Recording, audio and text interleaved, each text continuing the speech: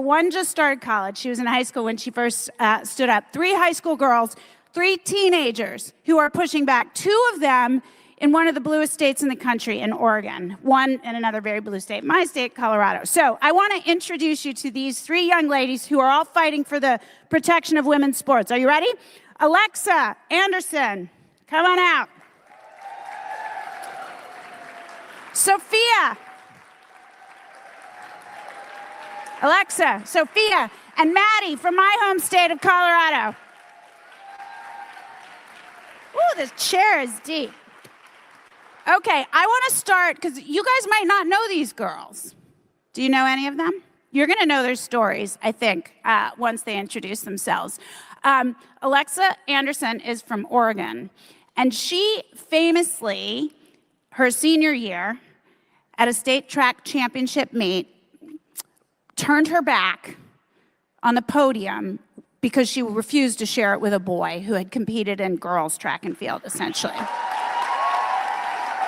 Now, not only did she turn her back, but when she did, she was ushered off of the, I don't want to say field, basically out of the space. I mean, essentially, this is one of the things I find most damaging about this whole situation. If a young girl, these girls are all teenagers, if they dare to stand up for themselves, which is what we've wanted our daughters to do for generations, right?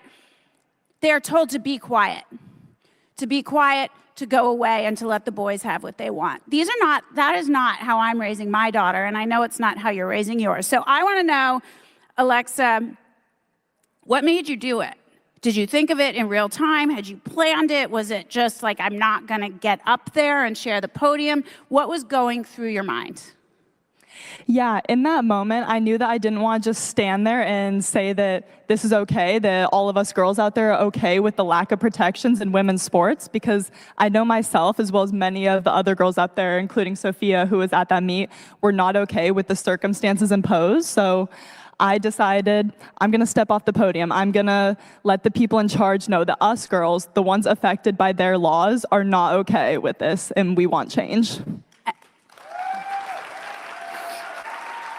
And you were 18 at the time?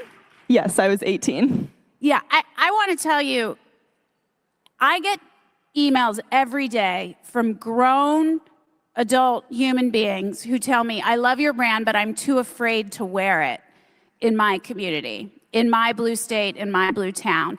And I say, look at what Alexa did. Look at what Frances Stout did, a young woman in Washington. Look at what 2 Sophias in Oregon did. I only have 1 Sophia here today. If these young girls can screw up their courage to do it, then I know we adults can stand with them and do it also. I love the video of you turning your back. It's so amazing. Okay, Sophia, what's your sport? I do track and field. What events? I do high jump. That's my main event. I also run the 400. It's terrible.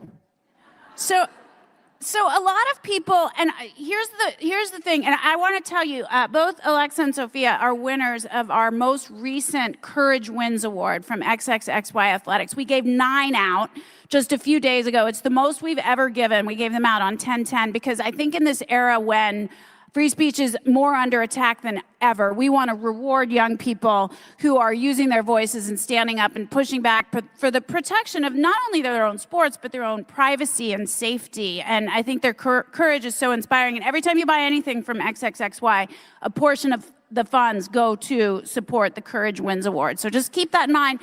And put all the other athletic brands aside, because they are not supporting women and girls. They are not empowering women and girls.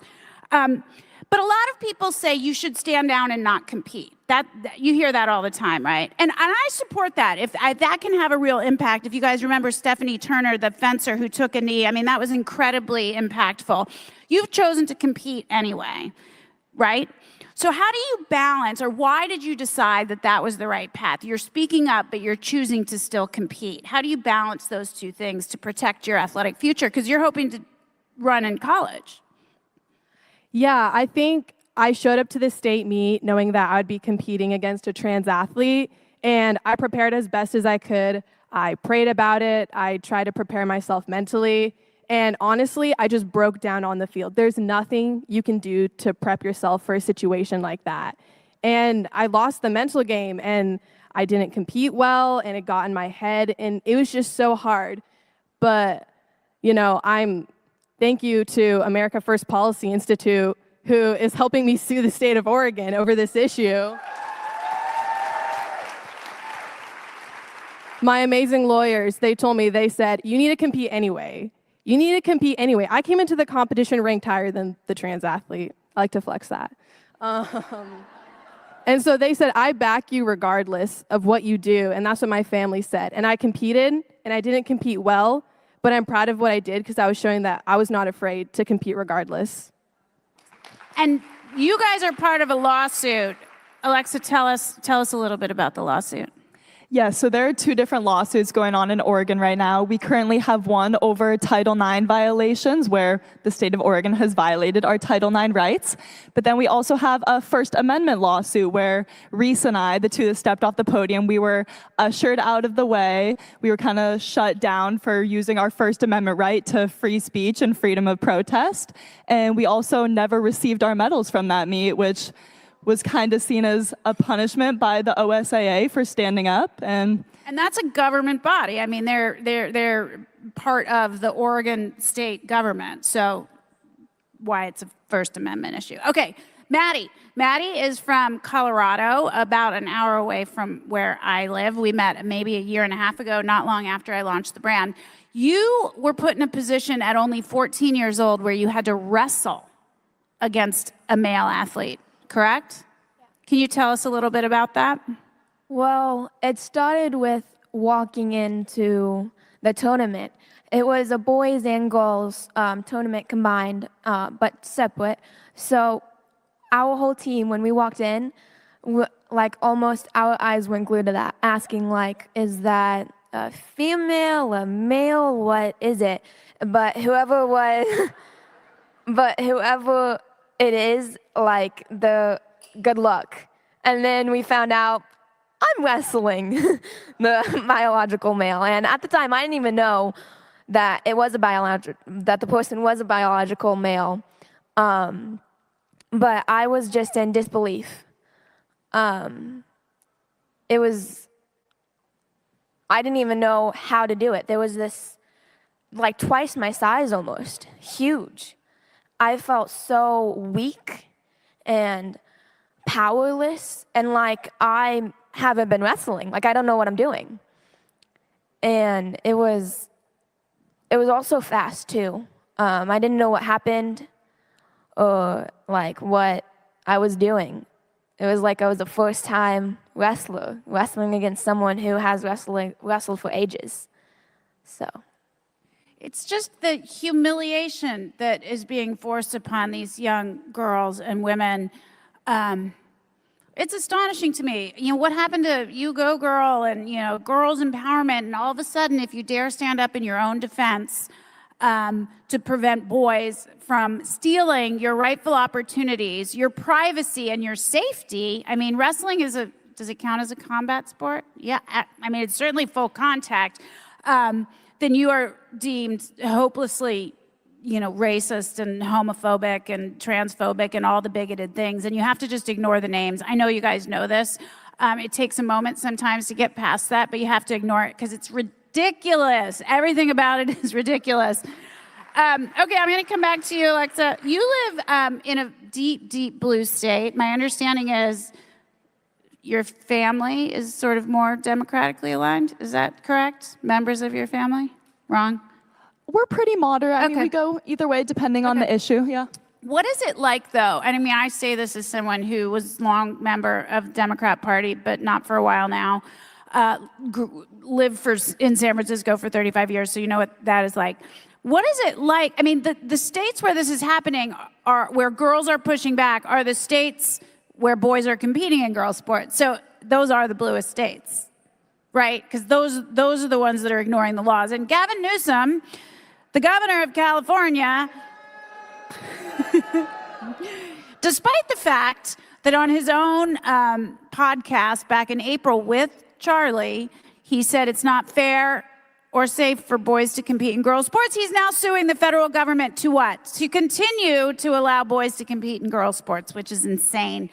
What is it like in a deep blue state like Oregon? And did you find you had support from your friends, or did you find you had to sort of just deal with the fact that you didn't? What's that like?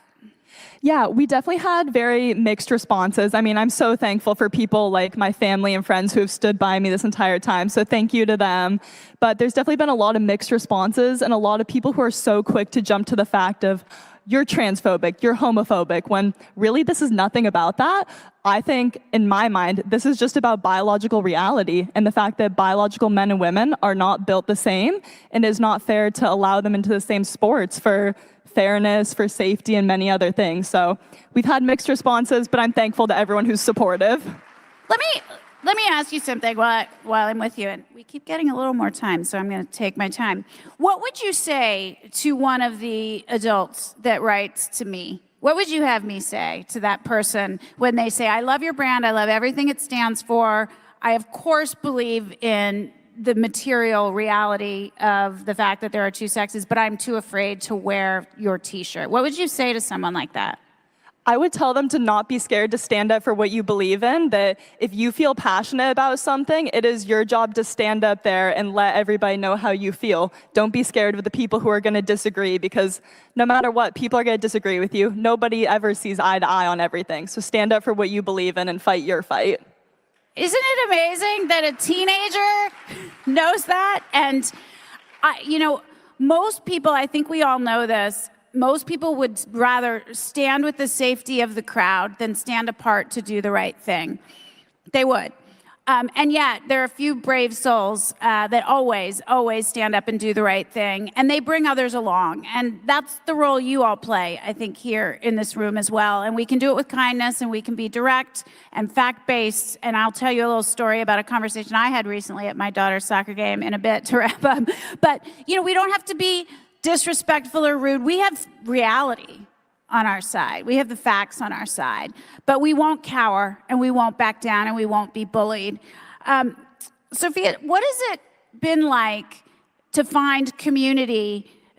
There's, how many other athletes are in the lawsuits with you? 5 or 6? Yeah, I think there's 3 others in my lawsuit. So, and you are sort of, whether you know them all or not, connected with all the other young women across this country, young women like Maddie, and there's, a host of athletes in California now who are suing the state to protect their Title IX violations because of the Jurupa Valley High School situation. What is it like, what has it meant to you to find that community and other young women across the country?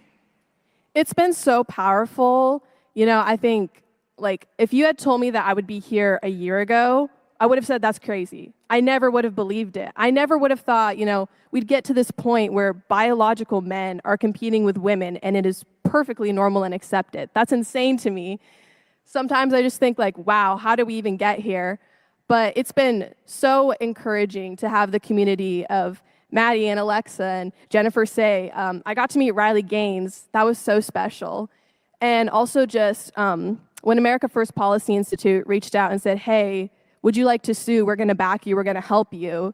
That was so encouraging to me, knowing there are people who have so much power and poise to gracefully lawsuit in a respectful way, not against an athlete because I hold a grudge against this boy, but for justice and truth overall.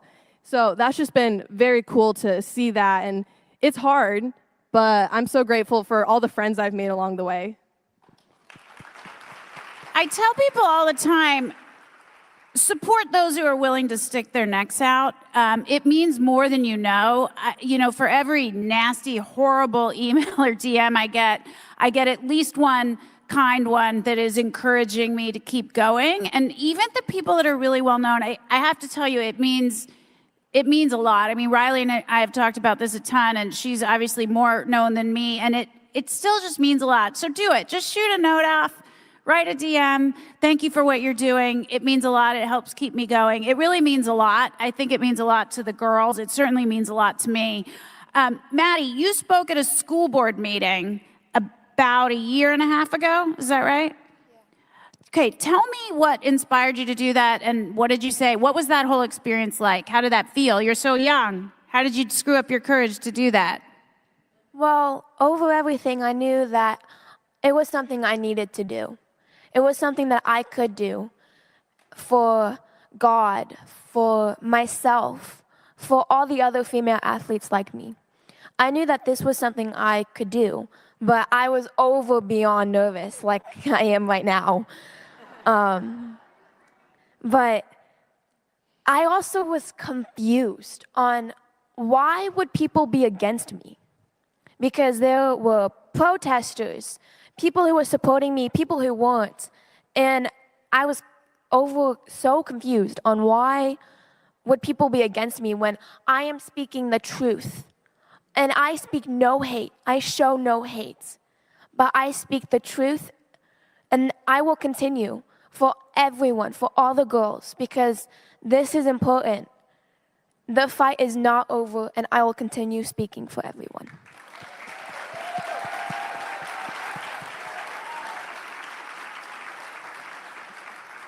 These young women, I know I keep harping on this point, but two of the bluest states in the country, and they stand up and stand apart from their peers, from their teachers, possibly from their coaches every single day to do the right thing and fight for material reality. Let them be your guide. They are such an inspiration. I find myself floored every day that these young teenagers have the courage that many adults can't seem to summon. 80% of Americans agree with us that women's sports are for women only. It should be 100, but 80% agree.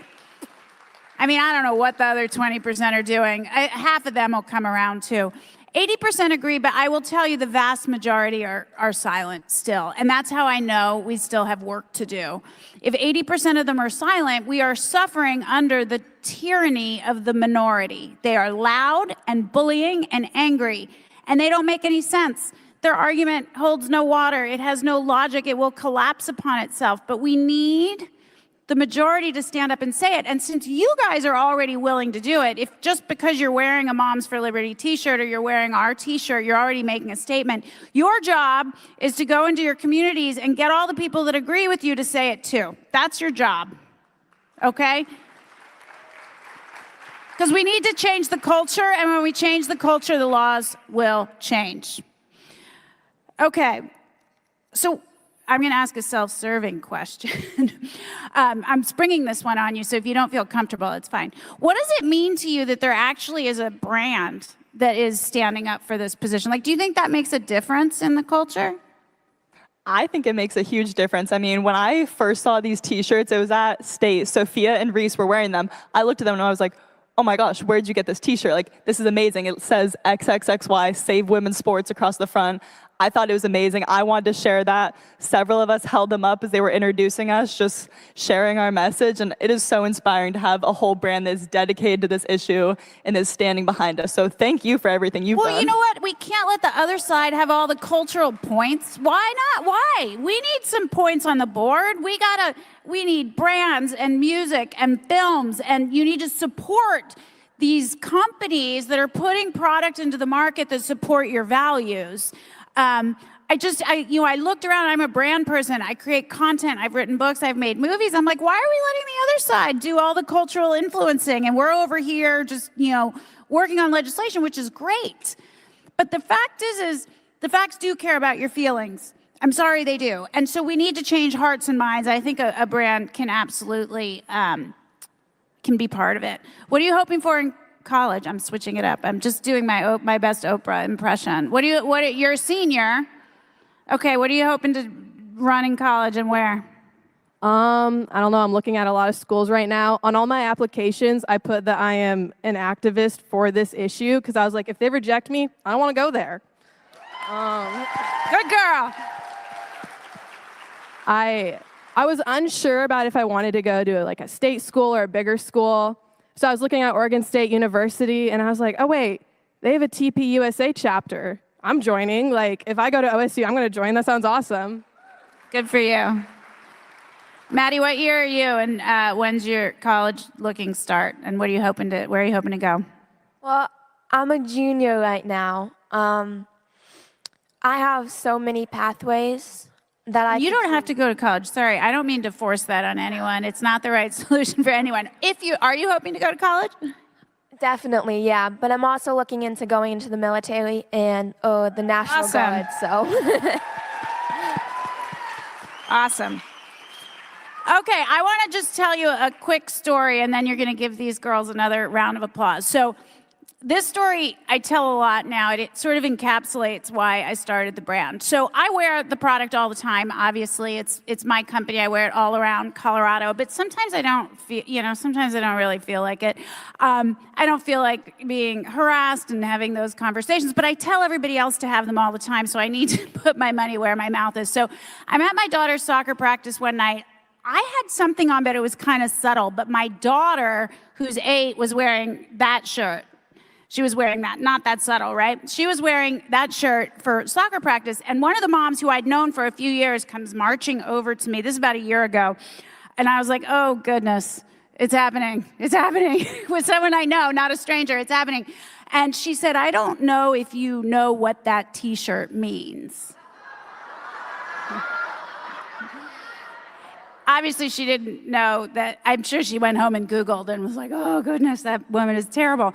That person I thought I liked. See, we're nice, right? She thought she liked me. It blew her mind. Anyway, she said, I don't know if you know what that means. I said, I do know what it means. She says, well, it's very offensive.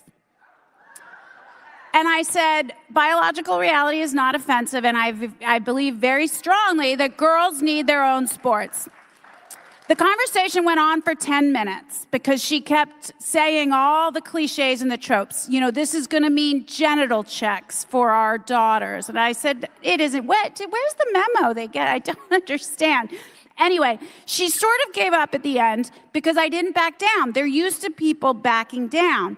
She said, I was very nice and calm and just cited facts. And she said, well, we can agree that we both care about girls. Yeah, well, and she said, I just care about all the girls. And I said, you mean the ones that are boys? But I was very nice and I smiled, and it ended, and she realized I wasn't going to back down. And she said, well, I trust that you will not have your daughter wear the T-shirt anymore to soccer practice. And I said, well, no, I can't do that. You would be wrong about that. And I went home, and I, at the next soccer practice, brought T-shirts for all the parents that I knew agreed with me. So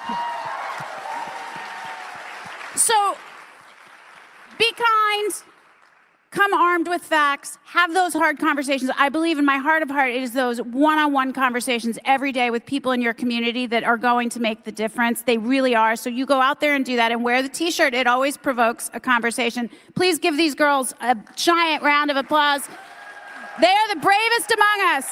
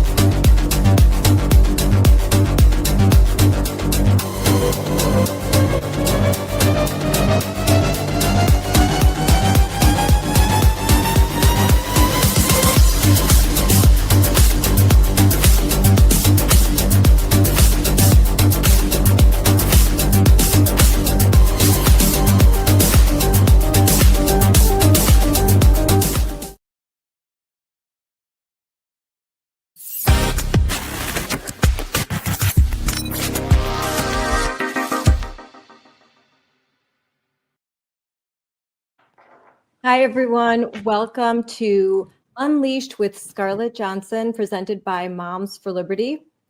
Today, we are taking a deep dive into what just happened in Virginia. a state that's been a bellwether for a long time.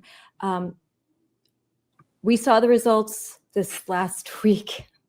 They weren't great. They weren't great for the GOP.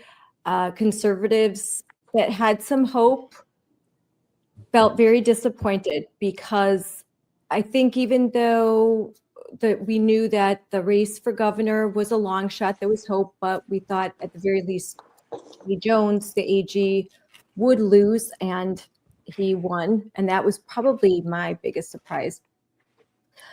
But there were also a loss of some statewide races, some legislative seats, and local contests. There was a big flip from 2-seat majority Democrats to a pretty strong majority of Democrats in the House of Delegates. Joining me today are two powerhouse voices who live and breathe Virginia politics. They live in Virginia, and they are outspoken in their, in support for what we value, parental rights and protection of children. And so I wanted them to come and do the talking today and tell us their opinions about what happened in Virginia and what we should read into and what we might be reading into too broadly. So joining me are my friends Lydia Schaffer, who is with Turning Point. She's a Turning Point ambassador, and she has an amazing Instagram following. She's otherwise known as Conservative Barbie 2.0. And my friend Terry Schilling, who is the president of American Principles Project, an amazing organization who is doing so much for us. They are on the front lines. I met Terry a few years ago, and I see him all the time. He's like, "You're always doing something." When he's not having children, he is not having children, but they are not raising their wonderful, amazing family. He is out there fighting for other people's children. So thank you both for coming on. Terry, I'll start with you, because I talked to you right before the election results came in. You weren't too optimistic, and I thought, oh, he's on to something here. So why don't you tell us what you saw happening in Virginia and your thoughts? Well, thanks so much, Scarlett. And I see you just as many places, and so that means that we're both just on the job all the time.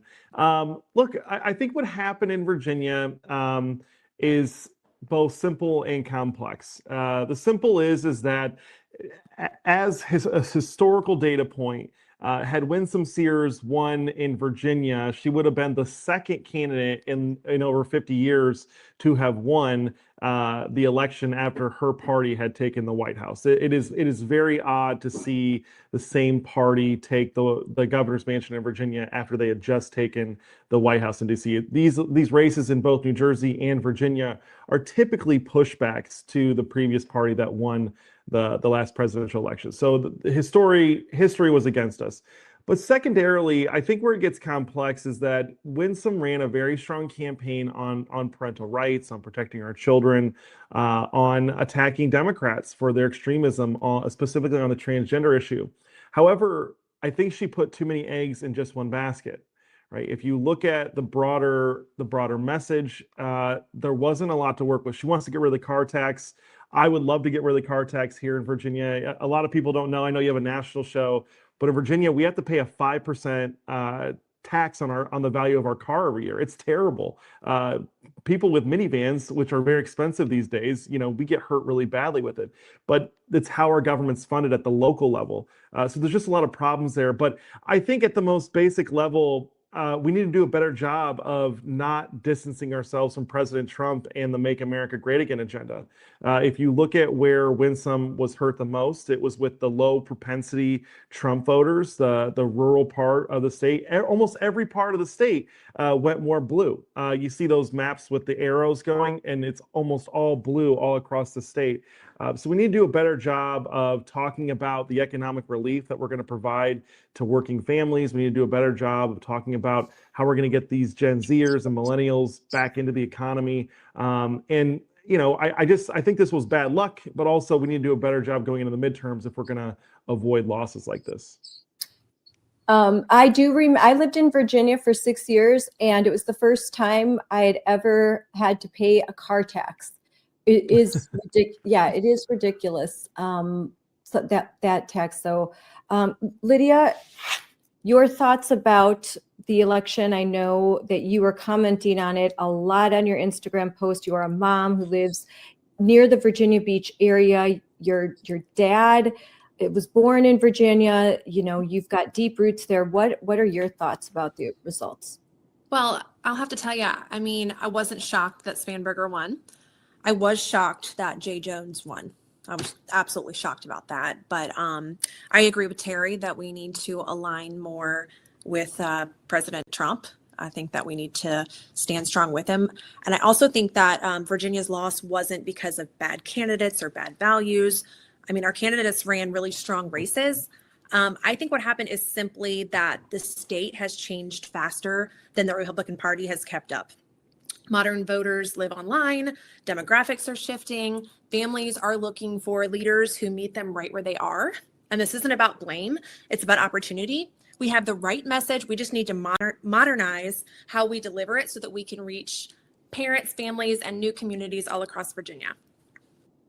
So you would say that what was the funding discrepancy between, let's say, just the top candidates? You know, the governor's race. I mean, it was pretty large, wasn't it?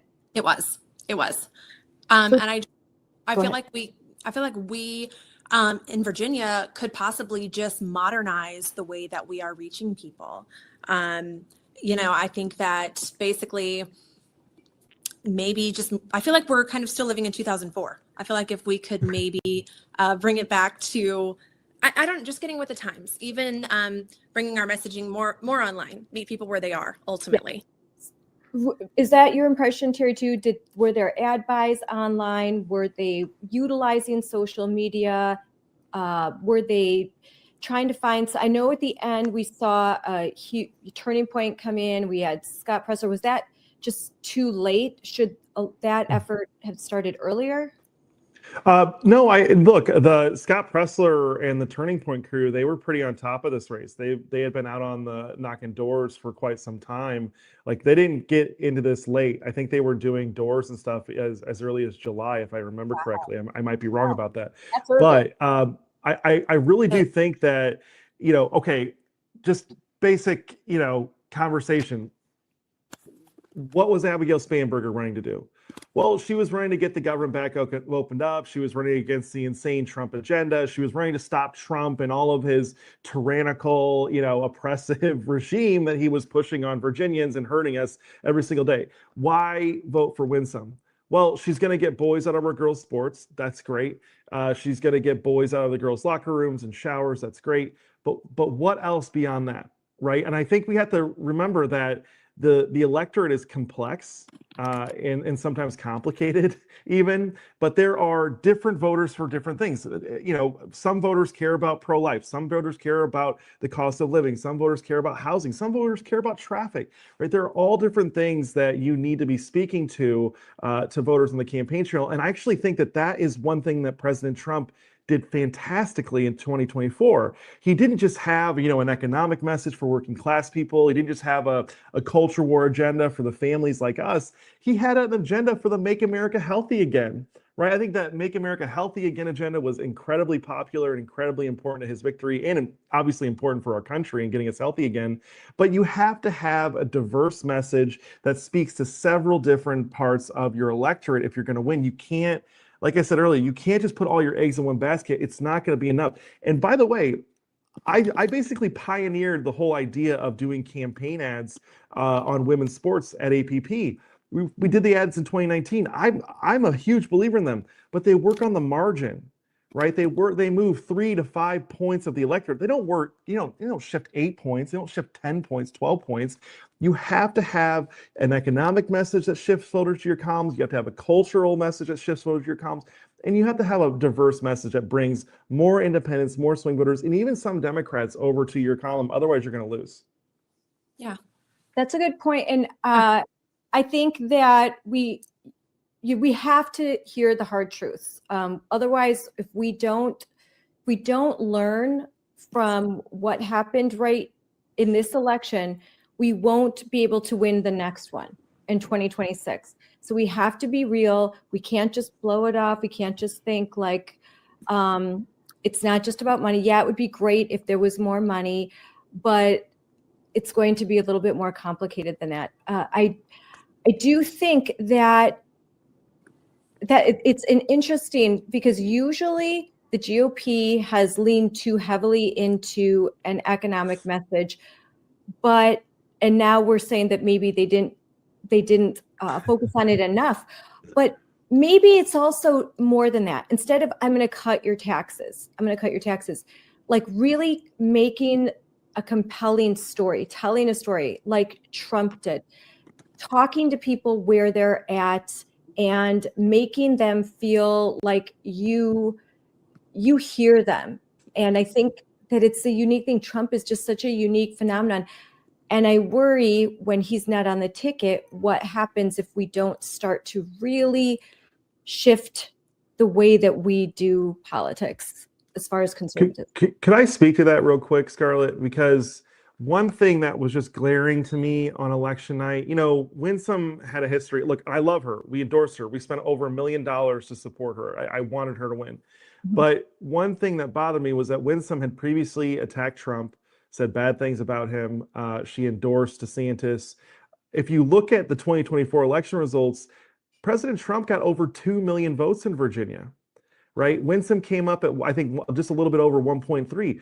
That was a 700,000 vote gap that she could have dug into to get turnout to where she needed it to, but she could only do that by tapping into the voters that voted for President Trump. And by the way, Virginia is a Democrat state. I mean, when you're voting by 5 points for Kamala Harris, that's a pretty Democrat state. She was basically brain dead.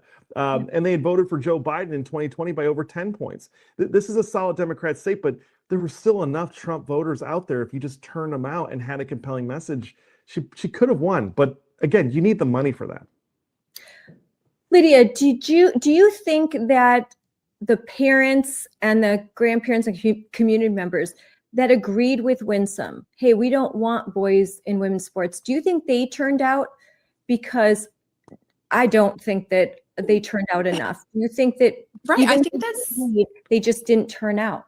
Yeah, I think that's my something clearly went wrong here. And so I've basically just been trying to figure out specifically what that was. And I think you might have hit the nail on the head. Why didn't they show up? Why didn't people show up? I know many who did, but the numbers don't lie. I mean, so many did not. And that's the frustrating part. So I think if we can really get to the root of what went wrong, and as we move forward as a party here in Virginia, we can really identify that and try to focus on it and turn out better for midterms. Glenn Youngkin, by the way, got 1.6 million votes. That's 300,000 more than Winsome. I'm just going to pull up the election results because I love this stuff. Yeah. Oh, yes. In the chat, I'll bring it up if you can't. I was actually looking for some. I love looking at the results. I had looked at them before. I mean, you've got that kind of swing, the House of Delegates, and every local race too. It was just, my gosh, it was a. You know how they say it's a murder. It's a murder. It was pretty decisive. And I mean, you cannot forget, as a political scientist, and Terry, you know this, we cannot forget that typically when in these kinds of elections and in Virginia, it's rare that the party in power, if the party in power is, Republicans, it's rare that a year later, everyone is going to go ahead and go vote Republican again. Usually these things kind of flip based on the party in power. So it's not like out of the realm of possibility that that just happens, that people think I'm upset about the tariff or I'm upset about this or that. I'm not going to vote, so that I'm going to stay home. So there could be that could be a factor. The government was shut down. How many people that work for the federal government live in Virginia and maybe they're upset about the shutdown and they don't show up? I don't think that accounts for this large of a loss, but it certainly plays a part. Do you guys agree? Yeah, and if you look, I just pulled this up. So Terry McAuliffe in 2021. Keep in mind, Biden had just won the previous election in 2020. Terry McAuliffe got 1,599,000 votes.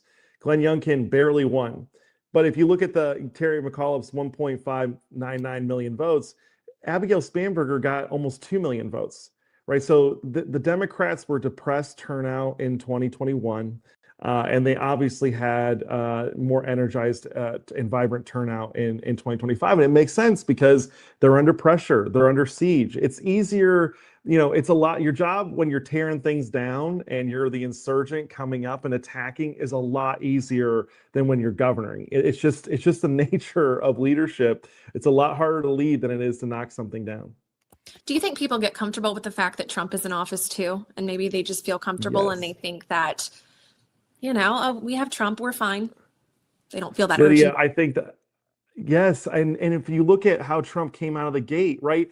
I talked to my wife a lot about politics, and we actually met on the campaign trail, and she said something very smart to me that really made me think, which was she thinks that voters in Virginia and all across the country saw everything that President Trump was doing on the transgender fight to protect our children and get this stuff out of our schools, and they thought, this is solved. This is over. We don't need to address it. So putting all of your eggs in that basket probably wasn't the right call. You still need to talk about the threats, because Spanberger is going to reverse everything that Glenn Youngkin did. She's going to fight President Trump in everything that he's done to protect our children. However, you need to make that argument, but you can't. A lot of voters don't think it's a problem. It's not like where we were in 2021, where kids were dudes in dresses in the girls' room were sexually assaulting, women in schools and then covering them up in Loudoun County like we saw. So yeah, I think that's exactly right. I think that people just didn't have the urgency because they think President Trump has solved a lot of these problems. Right. And I think a lot of people don't understand. I mean, not everyone, but some. I think that they think that, Trump can fix it all. And I don't think they realize so much is done at the state level and at the local level. And so I think that could have been part of the issue as well.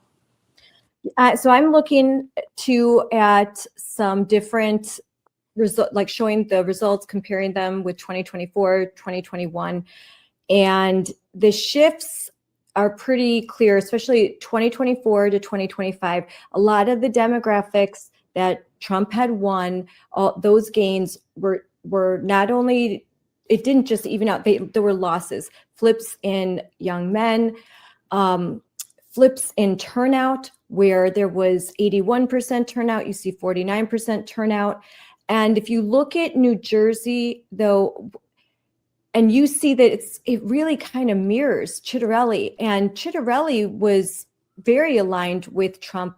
So I think you can kind of see that there's overall, I think, the economy. I would say, just from looking at the economy, weighed heavy as people went to vote. Concern that, I mean, the Democrats, first of all, had a lot of money to put in for that messaging, but overall, kind of concern, inflation's high, groceries are high. Will I be able to sell my house? Will I be able to buy a house? How am I going to afford college? These are issues that I know those of us in the grassroots have been kind of beating the drum, like, hey, we've got to address these issues. These are really important. Don't dismiss these. And I think that the results make it clear that these are issues that we must talk about. But how do you balance that with how hard it is for Trump right now? He can't wave a magic wand. What happened over Biden took a long period of time. COVID happened. Turning this around is going to take some time. So I'm just throwing it out there. What do you guys think about? Well, I think if we see everything going on, Trump is doing the best he can. I mean, he's talking about doing $2,000 stimulus checks to put back into the economy. So, I mean, if you're watching, he's doing everything that he can. And like you said, he can't just wave a magic wand. He really stepped into a lot after COVID and Biden. And I think it's incredible to see what he's done already. Yeah, I agree with Lydia on this. I think that, if we're being honest and real, President Trump really did inherit not just Biden's mess, but he inherited Obama's mess before that. And if you look at the whole shutdown debacle, it was all over the ACA subsidies. Now, I'm old enough to remember in 2008 when President Obama campaigned on Obamacare. His whole goal was to make health insurance more affordable. It's not affordable. It's gotten much worse. It only is affordable if the government is heavily subsidizing it.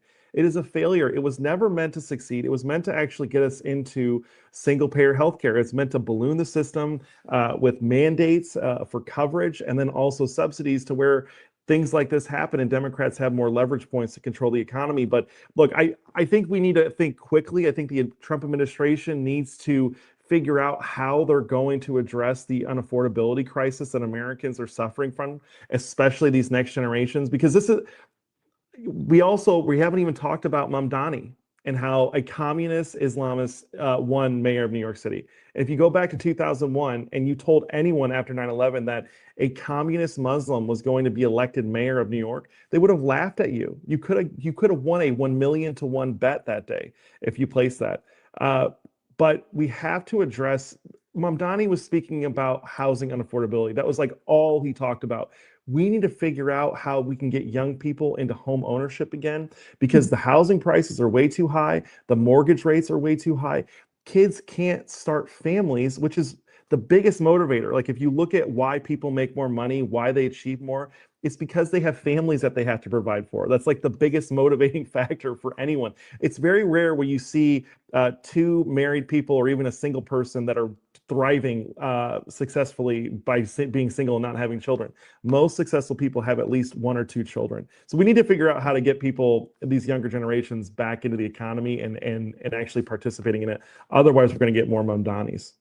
I'm glad you used the term affordability because I'm reading from the NPR, and it's always good to read from other organizations that they don't agree with you. You got to hear what the other side is hearing. And a quote, Spanberger, who served in the CIA before running for Congress in 2018, has cultivated a reputation as a pragmatic centrist. Now, we all know that's not true, but this is the messaging that was put out there by the mainstream media. She's a centrist. I heard that a lot from my friends who are in Virginia. They were so upset because that they would talk to more moderate or independents and they'd think, yeah, she's a centrist. So their messaging kind of got through. And the theme of her campaign was affordability, speaking to Virginians' concerns about the rising costs of homes, utility bills, pharmaceutical drugs, and the economic uncertainty that she blamed on Trump's tariffs and federal layoffs. Now, we can know the facts behind all of these things, but normies, regular people who aren't politicos like us, they feel the uncertainty, they see the high bills, they see the high cost of drugs and pharmaceutical drugs and the high cost of health insurance. I can speak to that, and then you're paying high taxes and you have all the media and all that say, here's who you blame. It's not true. It is absolutely not true, but that is the perception. And when you look at the polling data in Virginia and in New Jersey and in New York and in other parts of the country, when asked the voters who came out to vote, when they polled them, they said that they felt that the candidate they voted for, which was a Democrat, was more likely to address those issues of affordability. How are they going to address them? Oh, they're going to, through the government, growing the government, putting us further into debt, taxing the so-called rich, which affects all of us, all of those, lies. But that's the perception. Right. And I feel like, the Spanberger campaign, they really leaned heavily into like you said, the cost of living, healthcare, stability. And she played the part of a centrist ultimately, even though all of us here know that she's not. She was asked several times by a local reporter, Nick Minock, about all of the transgenders, the sports, the bathrooms, the locker rooms, all of that. And she ducked and dodged and weaved and never mentioned it at all. I mean, she she really did play the part. Or she's going to vote and she's going to take the actions that the transgender industry is going to love, right? But she did pretend to be a moderate. I do want to say, though, that all of the Democrats talking about how they're going to tax the rich, they're never going to tax the rich. Even if you raised, the marginal tax rates up to 100%, the rich still won't pay taxes because they don't pay income taxes. And this is where it gets complicated, because once you start making these points, you're going to put people to sleep. But the rich pay capital gains taxes. They take out loans on all the stocks that they own, and it's so egregious. The whole system's rigged. And by the way, And so Democrats are the party of the rich. The people that can't do all of those things, they can't hide our money, they can't, like, we're the ones that bear the burden of, if you have a dual income, we're not rich. But when they say tax the rich, they mean middle class, upper middle class. That's the entrepreneurs, the risk takers, the doctors, the people that put everything on the line to start a business, that finally, accumulate something after working so hard. And it's like, oh, you're rich, we're taking it. That's who they're going to tax. The uber wealthy, they vote Democrat. Like, they're not the ones that are going to be punished. I'm sorry. Scarlett, the top 10 wealthiest congressional districts in America are all represented by Democrats. And it's not just like D+2, D+3. These are D+10, D+15 districts. The rich are firmly in the camp of the Democratic Party, and the Republicans need to figure that out quickly. And they need to realize that their real base, the base that gets them over the finish line in every single election, are working families. And if we're suffering, we're not showing up to the polls. That's just the reality. And I think that the government shutdown, I know there's a lot of government workers that should be shut out and fired. I fully support it. But I have neighbors that voted for Trump that did not show up to vote for Winsome, and because they're demotivated, because they're laid off. They've been laid off for 2 months almost, right? And these types of things really do impact the vote. And they gave those Democrats a lot of extra time to go and knock doors, to make phone calls, while still knowing that they're going to get a paycheck at the end of this. Yes, you're right. That I have heard that from several friends. It's anecdotal, but I believe it, that there were people that voted for Trump, that they work for the federal government, they're laid off, and they're not motivated to vote. They're not going to go vote for Spanberger, but they're just not going to show up to vote at all. And that shutdown, I've termed it Schumer's shutdown. The Republicans have reached across the aisle. They didn't want the shutdown. They avoided it, and it was something that I think that Democrats knew might benefit them through the election, which is why immediately afterwards, suddenly they're in the mood to make a deal, and they're ready to. Well, the polling started to show that the public was starting to blame more Democrats more and more, and Republicans less and less. That's when they shifted their stance on the shutdown. It's just funny how that works. And I didn't want to.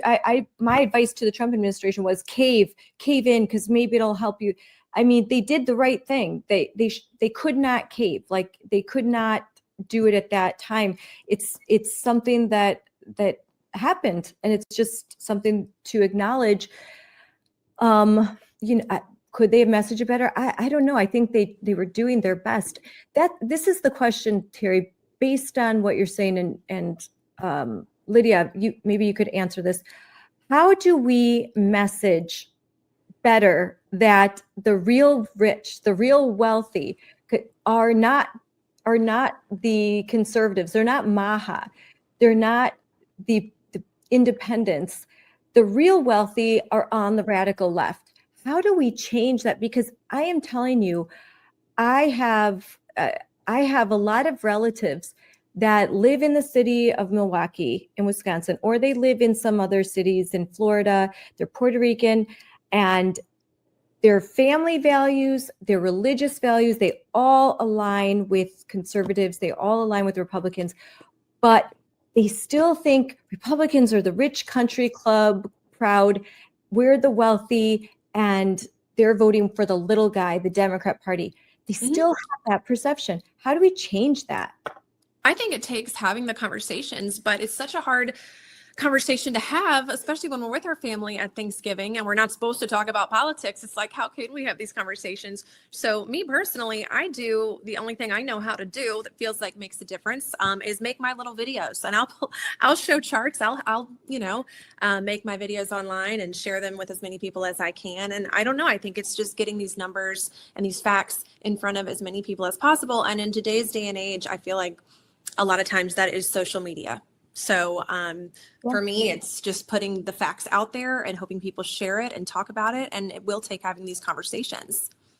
What about you, Terry? What do you think? Look, I think this is just message discipline and never straying from the line, right? When you're talking about the economy, you're talking about how middle-class families, how working-class families are suffering, what you're going to do to relieve their burdens, right? And if you look at like what's killing and crushing the middle class, well, I think there are at least three things in my mind that hurts me, like that are just painful to me. One, it's the mortgage every month. That is absolute. My family, we moved into this house that we're currently in when we only had 3 children. We now have 7 with an 8th on the way, and I'd love to buy a new house, but I can't because the mortgage rates are more than double what we got this at, and the housing prices have all dramatically increased. So we're kind of stuck here. So I think that if we address the housing crisis, make housing more affordable, that's number one. Number two is education. Right? If you look at like good Christian people that are working class, that have children in this country, I don't want to send my kids to the public school. One, I'd like my kids to know how to read. 2, I'd like my kids to know how to do math. The public schools are failing at both of those things. Only a third of kids can read at grade level and do math at grade level. But third, I don't want my kids learning all this crazy anti-scientific stuff. Boys can't have babies. Boys can't become girls. Stop pretending. I don't want my kids developing, having to, sorry, I don't think my kids will ever develop a furry phase, but I don't want them to have to deal with furries in school, right? It's a distraction from the learning environment. We used to kick kids like this out. If you were a distraction from the learning environment, you get kicked out. Yeah. But I have to send my kids to private school here. And it's $20,000 a year to send 3 of my kids to one private school. It's $30,000 for high school here a year. Like, let's at least let people, write that off of their taxes. Why do I have to pay to educate everyone else's kids, but then also pay extra to educate my own kids? And then third, I think taxes are too high. I think you should increase the standard deduction to $100,000 if you have children. A married couple with children should have $100,000 standard deduction where you don't have to pay any taxes on your first $100,000. These kids are expensive. The food, the clothing, the shelter, the transportation, all of it. It's crazy, but we need to get people working relief. And I think if we start doing that and never stray from that, never mention corporate tax cuts, never mention job creators. When people hear job creators or entrepreneurs, they hear my boss, and people hate their bosses. There's survey after survey that people show up and they answer the question, do you think your boss would lie to get ahead? Yes. Do you think your boss would throw you under the bus if it meant saving his job? Yes. People don't trust their bosses, and they certainly don't think that they need more economic relief. So focus. And look, I do think that business owners need economic relief, but don't talk about it. Just do it. There are things that you broadcast. There are things that you talk about as your general message to the public. You focus all of that on the economic. And by the way, you got to deliver for the economic, for the middle class on the economy. You have to do it. I'm not saying be deceitful. I'm just saying stop talking about job creators, stop talking about entrepreneurs, because people don't think they need help. Talk about the working families that are getting killed and crushed in this economy, because they're a lot more sympathetic. The real life stuff. Yeah, the real life stuff. I was talking to my daughter yesterday, and they are going to be moving back to Wisconsin in a year, and they're kind of looking at homes thinking, will we be able to buy a house? Can we afford a mortgage? And she said to me, and she's dire conservative, her husband's in the military. She's like, Mom, why isn't Trump doing more? Like, why isn't doing more to solve this? And I laid it all out for her and told her, like, listen, first of all, he inherited just a mess, and you know that. And what is hard, what I can't convey to you is how much worse it would be right now if Kamala Harris was in charge, how horrible the economy would be. So I can't tell you how much Trump has saved us from. I can't show you what, there isn't some way, we're not in a Marvel movie. And she's like, okay, yeah, I get it. And so I went through like, this is all that he's doing. These are all the things that he's trying to do. But all of his efforts are time and again thwarted in Congress. The left he'll try to do something, and then there's a court case and they have to fight it and it has to go up to the Supreme Court. And the government is supposed to run slow. That's the nature of the American government. It is slow. But right now, the opposite side, they are trying to just stop it. They are trying to stop it. They want Americans to feel economic pain because for them, it will mean political power. And that is so unfortunate because that is not the way we, as conservatives, would ever run the government. We would never intentionally harm the American people for political gain. But the other side, they will. So what can we do? Is eliminating the filibuster an answer? Are there things that the administration can do? One last point, we all have to remember Reagan at his point at I think 1981, 1982, the economy had not yet taken off. And the poll numbers for him were very low. They were like, oh my gosh, what did we do? Like electing Reagan. And it turned around. It did turn around. And by the time 1984 came around, he was one of the most popular presidents in modern history. So it takes time. Carter wrecked the economy. Biden wrecked the economy. It does take time. But do we have time? Do we have the time, Terry? I think our margin for error is very small. I don't think we have that much time. I don't think it's over by a long shot. I think Democrats are going to do what they always do. They're gloating right now. And we have some time to turn this all around, all the messaging and the branding going into the midterms. I absolutely do. I think that we can do to Democrats what they did to us in 2022, which is instead of getting a red wave, we got a red trickle.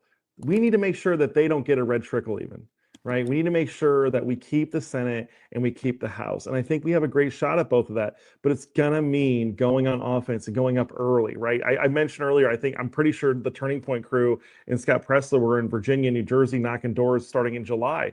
I'm gonna go up with APP's campaign ads starting in February. Right? We're going to brand these Democrats like John Ossoff and Roy Cooper in North Carolina. We're going to brand them early so that by election day, we're not persuading voters. We're closing the deal. We're putting the final nails in the coffin. But I think we need to spend a lot more money. We need to get up a lot earlier. We need to knock a lot more doors and put our shoulder to the wheel, because if we don't, we could absolutely lose our country. And you asked about the filibuster also. I keep going back and forth. I feel schizophrenic on it or bipolar on it. Some days I love it because there's not a doubt in my mind that if a Democrat gets back in the Oval Office and they control the Senate and the House, they're gonna break the filibuster. But like, why not get some major accomplishments? Why not? I love what President Trump made in his argument at the press conference the day after the election on Wednesday last week, where he pointed out that we can secure our elections with voter ID nationwide. The only thing is I think the courts would stop that, right? We're in a mess. I know we can get out of it, but it's not that easy. No, and I'm glad you're like, these are things that need to go out there, because I've heard some people say, oh, it was just blue states. So what? And others like, hair on fire, this is over. Like, well, it's there's no hope. So I think neither extreme is true. But we have to be realistic and figure out our messaging. Do you think that some of the things that are going to happen in New York, some of the things that will happen in Virginia, that they will take this as a mandate and go too far, and that would be beneficial in 2026?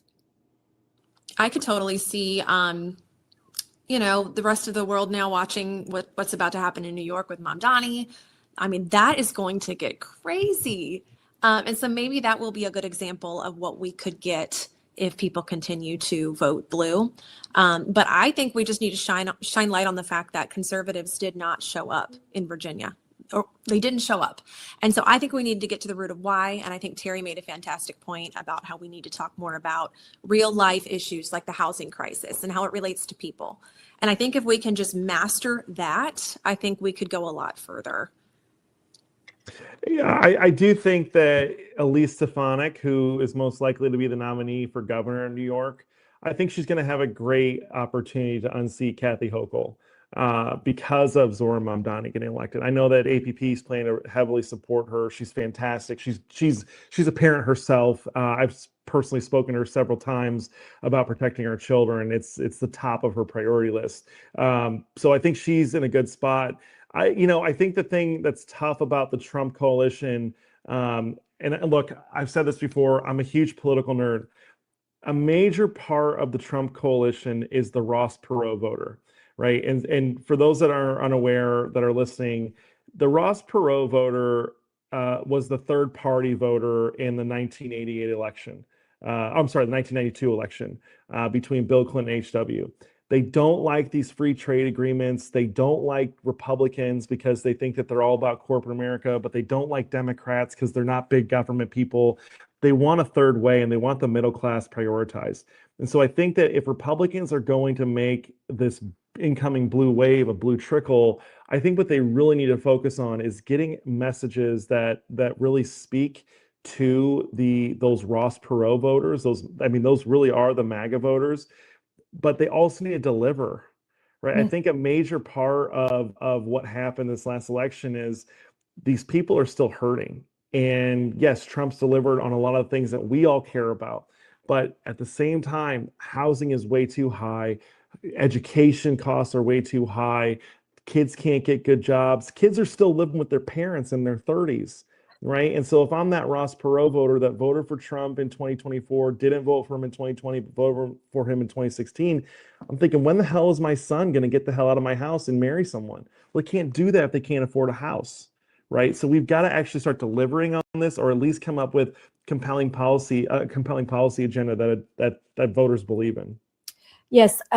Democrats are suddenly going to be, we know they run extreme candidates in NYC, okay, because like AOC endorsed, but I already, some of the congressional candidates in Wisconsin, they're talking like Republicans, they look like Republicans, they they are going to try and pass themselves off as I'm just a regular person, I'm just like you, and I care about affordability. But ask them about this is where the culture war issues can come into play. Ask them, do you think that boys should go into a girl's bathroom? And they're going to do the Abigail Spanberger stare of silence. They're not going to say a word. They're not going to say a word. They can't talk on these issues. So we need to find a way to expose them, use some of these culture war issues to expose them, but we can't be so fixated on that we're not addressing those really important bread and butter issues, the wallet issues. People are going to have to feel like the economy's doing better. And that will mean when they go to the grocery store, oh, that price has gone down, or the rates have got, some things have got to happen so that people feel like the economy's better. I have more hope for the future. If they don't feel that way, we're going to have some trouble in 2026. There's just no way around it, because at the end of the day, I think the economy is a driving factor in voting. Now, you may say, well, there are a lot of Republicans that won't vote for Democrats, but they just won't vote, period. Mm-hmm. They just will stay home. And we have switched high propensity voters, right, Terry, are educated, they're in the wealthier areas, they've got multiple degrees. That used to be the old country club GOP voter. That's not our voter anymore. And so we've got the working class, we've got middle class, we've got a new group of voters that came out for Trump that are that flipped MAGA, but they are the more lower propensity voters. They are the ones that are looking and saying, what are you doing for me? Like, what's going on? Because they feel very much affected by the policy. So they will come out, but they're not going to be as easy to persuade. So I think it's no, and we have to remember what Trump ultimately represents, right? Which is, I know this is a family show, but he is a middle finger to the establishment. That is ultimately what he has always been in the Republican Party. I mean, everyone was up and outraged when they couldn't stop him in 2016 and 15. They tried everything they could to stop him, and they couldn't. It was because he was coming there to blow up the system. And those were the vote. That's why we get the low propensity voters now. These are the people that are disaffected, they hate the system because the system has killed their families. It's humiliated them. Right? Like we talk about tariffs and we talk about manufacturing and how America's had all our factories closed. But you know what it misses? It misses the fact that these men were humiliated. They gave 20, 30, sometimes even 40 years of their life to these companies just to be humiliated and laid off and had their jobs given to foreign workers sent overseas. Imagine being a father, you've been providing for your family, and then in your 60s, you're now unemployed because some Mitt Romney jerk bought your company, sold it out to some Chinese manufacturers, and now what? You're in the unemployment line? You're going to go learn to code, right? They humiliated these people, and those were the people that President Trump appealed to the most. And that's why they're low propensity, because they don't believe in it. They've been hurt by the system. They've been destroyed by the system. They've been humiliated by the system. And so we need voters. We need candidates. We need politicians that can authentically and sincerely speak to what these people have gone through. And I'm very glad that J.D. Vance is our vice president because he's from these areas, right? He comes from Ohio. He's a hillbilly, right? And he knows what's happened in Middle America, and he can appeal to them. Yeah, he can speak to them. What was there a Maha message from Winsome Sears? Do you think that maybe there could have been more of an outreach to this new coalition that has joined the Maha movement? Like, was that messaging good? I didn't live in Virginia, so I didn't necessarily see any type of specific Maha messaging.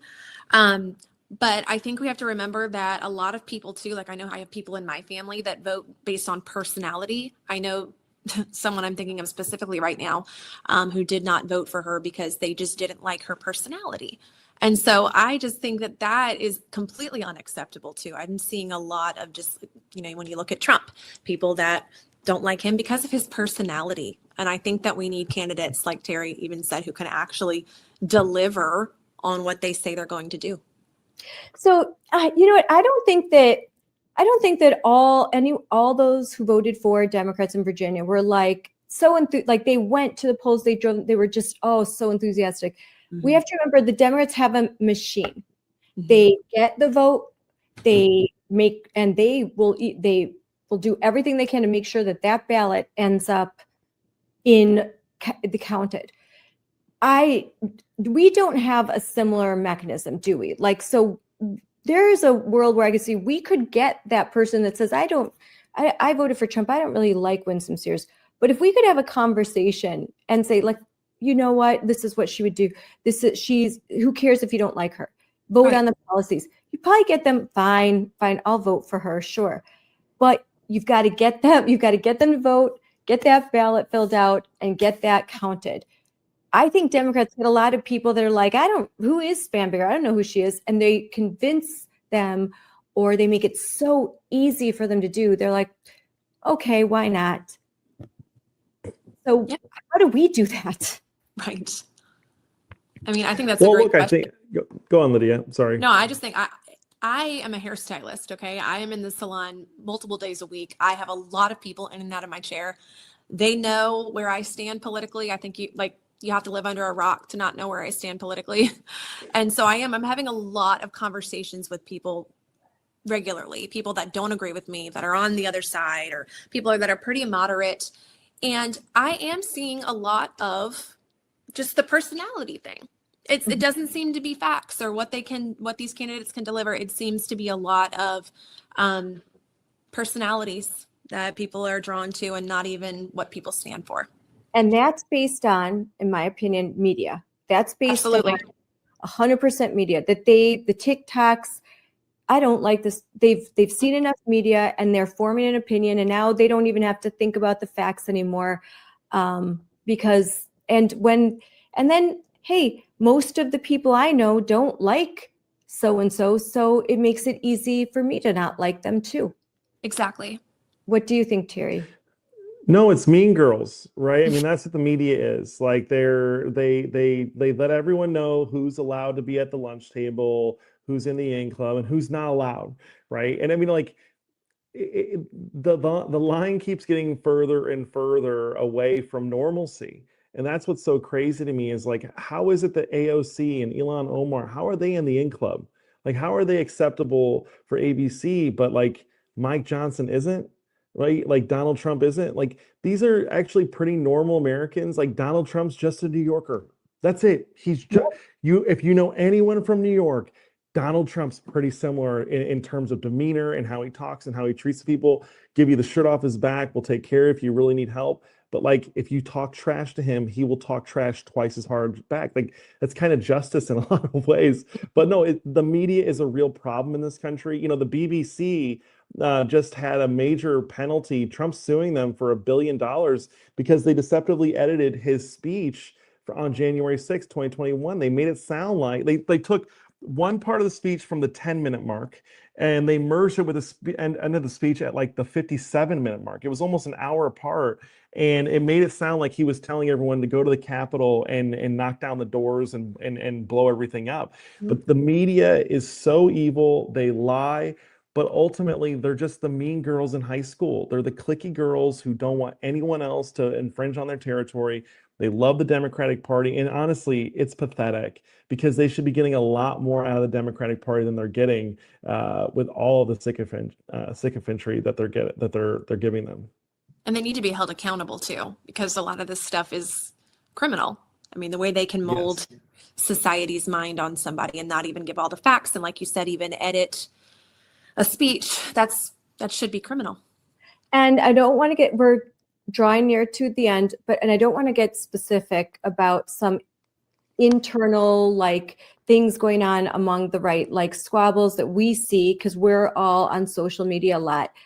My personal message is just stop it, please. Just stop it, because we missed opportunity. I think Jack Posobiec said it best. He was talking about himself. Well, I am in Virginia, or I'm in New Jersey, while Scott Pressler's out trying to collect ballots. Well, a lot of us are talking nonstop. Hey, this is what's going on in New Jersey. This is what's going on in Virginia. This is what's going on in New York. There were too many in the influence sphere that were talking about just crazy stuff. And they should have been focused on the things that matter. So I think it's really important. We're talking a lot about the influence of media and how we have to overcome these huge obstacles with the legacy media. And we've already don't have enough money for messaging. So it's dependent on us to break through and get to people and tell them the truth, that we've got to be focused and unified as conservatives. We don't all have to agree, but just unified in the fact that let's not get distracted by, kind of the Jerry Springer type squabbles, and let's really be focused on what matters. And that's what I have to say about it, because I'm really sick. I'm sick of it. I have kids, and I just don't want to see these like this infighting and this sort of drama going on that's sort of tabloidish. I agree with that. I think we can all grow up and be mature and keep it about the facts and the things that matter and the things that affect our families and our children. And so at the end of the day, that's what truly matters. And as conservatives, we should be able to disagree with each other and it not hit a whole different level of drama. It's silly when there's such bigger issues at play. Yeah. I couldn't agree more. We just need to, like I said earlier, message discipline. What are we doing to help middle class families? What are we doing to help working class families? What are we doing to fight against the left's attempts to destroy our children and their souls? Like that's what's at stake here, and that's what we need to be focusing on. What are we going to do to lower housing prices? What are we going to do to get my sons out of the basement, right, and married and having kids and grown up? Though we need to appeal to those voters that have kids in their basement that are still living there and aren't married. If we can do that, we're going to win a lot more. But all these stupid, I like how you said it. When you say Jerry Springer episodes, like that's exactly right. This is Jerry Springer. It's not helpful. Let's get back and let's focus. Let's move on and let's get the job done. The American people count on us. We're either going to lose our country or not. Right, we are on the verge of losing our country. If the Democrats get back in there, they are going to bust the filibuster. They're going to put 13 justices on the Supreme Court. They are going to they're going to get rid of all voter identification all across the country. They're going to open up the borders again. They're going to raise our taxes. They're going to they're going to shut down private schools, right? No one talks about that, but they hate the private schools because it means that they can't control at least a quarter of America's children in their minds. What they have planned for us is so bad. All of this stuff is enraging to know that there's a good portion of the conservative movement that's hell-bent on starting a civil war on our side. When's the Civil War ever worked out? It's never worked out. It's always bloody, it's always devastating, and it usually means everyone loses. And so we just need to be united, stop with the Jerry Springer episodes, and just move on and save our country. I agree. Message discipline. Message discipline. Yes. And Lydia, what are your final words to not just to Virginians, but to all Americans who might be feeling like, I still, I voted for Trump in 2024, but I'm still like feeling the economic pain. My kids are still stuck in a bad school, and I'm confused and wondering, like, what do I do? How can I make a change? Yeah, I would say right now, though, with Trump, trust what he's doing. I mean, we've seen what he's done before. He's doing his best. And I think that not right now, but soon we will start at the grocery store seeing prices come down. I really do. I think that he's doing the best he can. And if we can just trust the process and trust him, we will shortly see that he can deliver. And so really, that's my biggest encouragement to people is just trust him, trust the process. And then moving forward with the elections, we have got to find a way to get more people to show up at the polls. And so that's really my biggest message here is just show up, encourage your friends to vote, and fight what's important, which is stuff like this. Yeah. Terry, your message. We just got to work as hard as we can. There's I was at the Conservative Partnership Institute yesterday, and they have this amazing painting of George Washington at the Battle of Valley Forge, and it has these Revolutionary War soldiers without shoes on, without their boots, with no socks. Right, they're barefoot in the cold.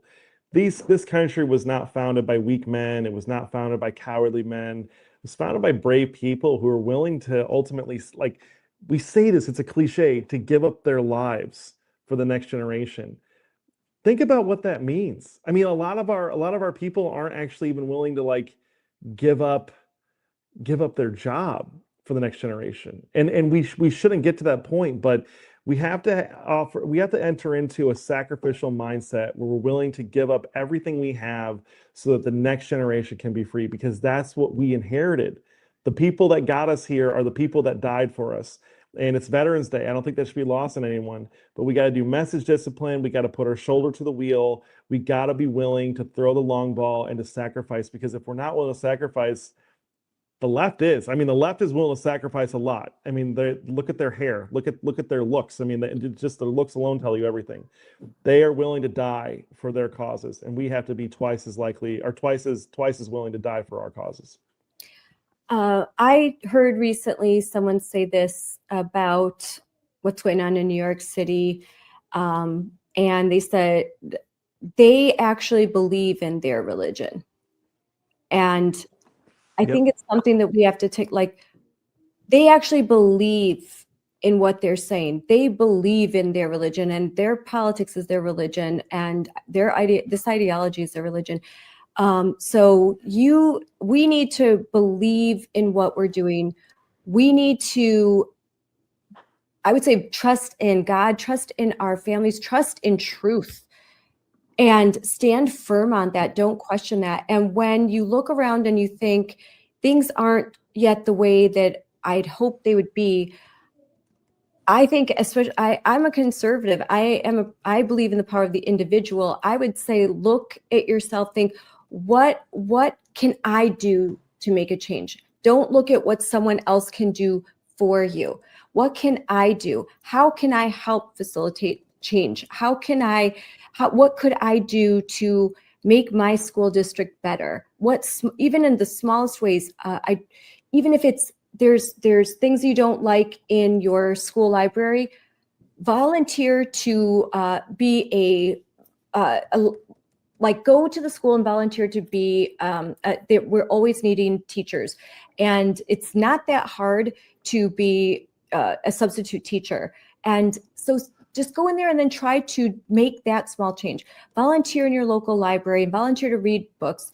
Donate books that are good to your local library. Just anything that you can do. It doesn't even have to be political. Just find a way to be a force for good in your community and make a change. And you will feel so much better. You will feel different. You won't think, oh, and turn off the news sometimes. Don't look at social media, and touch grass, be with your family, and just and then you'll feel better. You will feel better. You won't feel all this doom and gloom. So I think that we need to, my admonishment on the right is stop being, don't always be so doom and gloom. There are good things. There are good things happening. There are good people, and there are good statistics. There's good things that we can point to. We don't always have to be negative, but we do have to tell the truth. So finding some balance and message discipline, what Terry said, 100%, we've got to be disciplined. I don't know. That's just coming from a mom, coming from my heart. I love that. That was awesome. That was great. Mm-hmm. And stop being Touch like grass. Springer. Turn up. We're not the Jerry Springer. We're not Oprah. We're not like, you get a car, you get a car, you get a car. Nor are we Jerry Springer, though. We're not that either. Right. All right. Well, guys, thanks so much for coming on and talking about these subjects. And it's hard. We said some things that are hard. We might be stepping on some toes, but it's like when you go to church, it's not a good service if you go there and you hear everything that you want to hear, right? Yeah. But it's a good service. You have a good pastor when he tells you the things that are difficult and the things that you might have to change. And you're like, oh, I really, that vice is one I really kind of like a little bit, but I got to give that up. That's coming in the way between me and my relationship with God, or me and my relationship with my family or my spouse. So sometimes you have to hear these things, because it will, in the end, lead to something better. I love it. So, all right, guys, thank you so much. And I will wrap up at the end and make sure everyone knows where to follow these two amazing people. So thanks. Have a great day. Enjoy. It's cold here in Wisconsin. I hope it's nicer in Virginia. It's cold. I'm wearing, look at this. It's like 34 degrees. So it's pretty chilly here. It's cold. Mm-hmm. All right. Bye, Love guys. you, Scarlett. Bye. Bye. Bye. Bye. Thank you, Lydia Schaffer and Terry Schilling, for this grounded conversation. We've been honest about what we've lost, and we've been honest about some of our opinions on how we can move forward, clear about where to go next. To our listeners, the story in Virginia is not one of defeat, but of learning and renewal. The next local school board races, the next state races, the next governor's races, the next congressional races, Senate races in 2026. These are very important, and we have to learn lessons. If we don't learn from the past, we are doomed to repeat it. We need to continue our focus on Title IX, parental rights, and the ideological insanity that's happening in schools. Perhaps we should reinvigorate our focus on teachers' unions, the corruption, and the sort of the financial side of what's happening in education and how that's affecting people. We also heard from Terry that we really need to focus on the economy and how people are feeling. And I've been saying this for a while. We've got to focus on the issues that everybody can relate to in just a different way. If we want to do what we did in 2024, we want to do it again, but we need to do it when Trump isn't on the ticket. So I think that we have to talk about the economy. We have to talk about how people, their perception of the economy. We have to talk about the fact that mortgage rates are high, and that affects the ability of families to move, to sell their house. That will affect the choice of whether or not to have children. And we definitely want people getting married and having lots of kids and all of that. You know, everything that Charlie Kirk said is still true. Get married young, have babies, pursue a life of meaning. That's what's important. So how do we facilitate that? This is our next frontier. And as joyful warriors, we need to be an inspiration. We need to continue to be an inspiration where we talk about the serious issues, but we do so in a way that isn't all doom and gloom, because it's not all doom and gloom. There's a lot to look forward to, but we can't lose our country. We can't lose our way, and we can't stop fighting for what's right. We can't stop fighting for our families. So we need to stand up locally and stay plugged in to the Moms for Liberty network. We need to have some national momentum. It's really important. It's really important that we don't lose hope. We can't lose hope. And when you're feeling discouraged, you know, just like I said, tune everything out except for your family. Turn off the news, put your phone down, and just focus on the things that matters. Be with your friends, be with your family, and remember, tomorrow is another day. Go to the AmericanPrinciplesProject.org. Right here, you can see they have all their information on the website. And then follow Terry on social media. He's very active on X. And his organization is doing a lot to help fight. Like this says, the American Principles Project is the premier national organization engaging directly in campaigns and advocacy on the behalf of the family. And they really are. So make sure that you check them out. And I am so grateful for Lydia Schaffer and to hear, I mean, she posts so many great things on Instagram. And I'm so grateful to Lydia Schaffer for joining us. You can follow her on Instagram at Conservative Barbie 2.0. So you can see right here. And she has got an amazing Instagram page. She is funny, thoughtful, insightful. She is an ambassador for Turning Point USA. And she is amazing. And I want to say thank you to Lydia Schaffer. She is an ambassador for Turning Point USA. And she has an amazing Instagram account, Conservative Barbie 2.0. She's been on before. I will have her on many times again because I love her and she is super fun to talk to and she's very insightful. So thank you, Lydia, for coming on the show again, and can't wait to have you back on to discuss all things conservative through the lens of moms.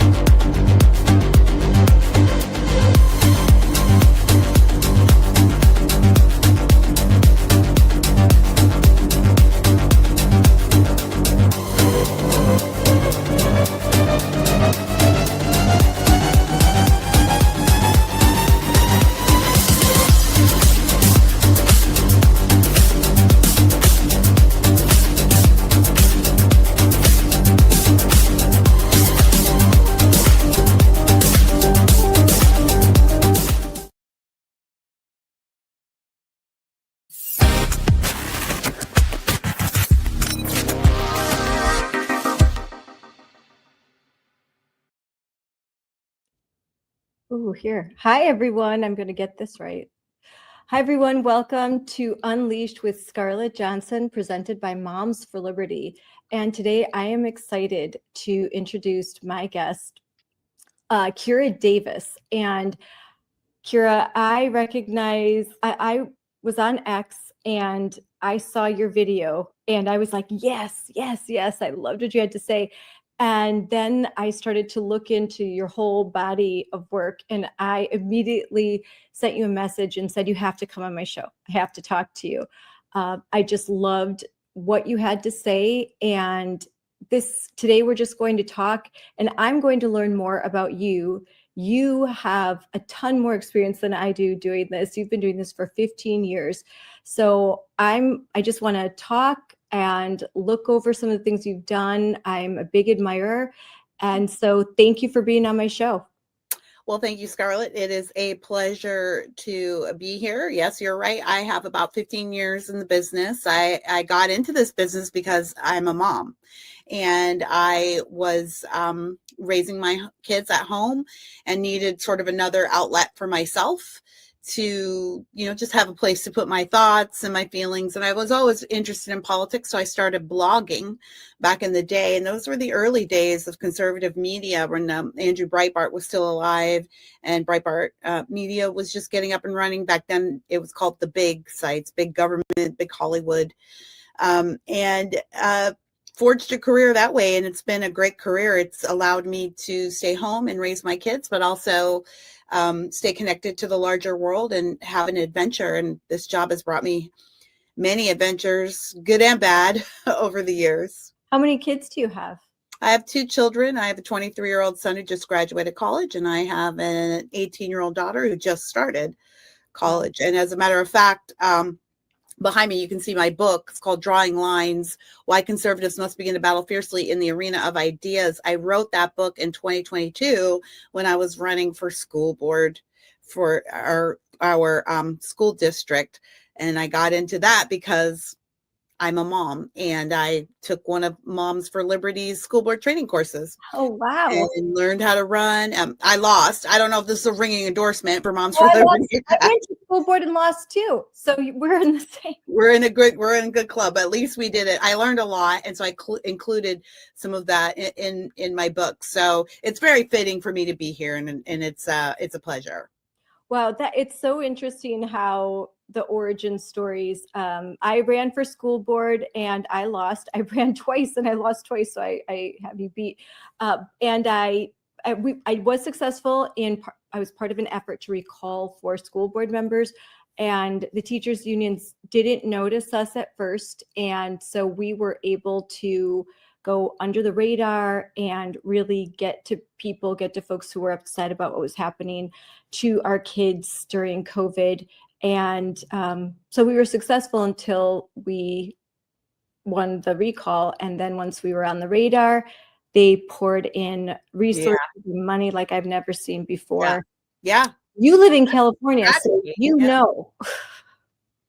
No, it's a strategy. It's actually a union strategy. It's actually nationwide. It is something that they have formulated. It's an official strategy. So in 2022, when I was running, you may remember that was the heat of COVID during the dark times. And there was a huge parent movement at that time to knock over some of these school boards. Many people were successful, including the neighboring district over, Orange School District. I live here in Southern California.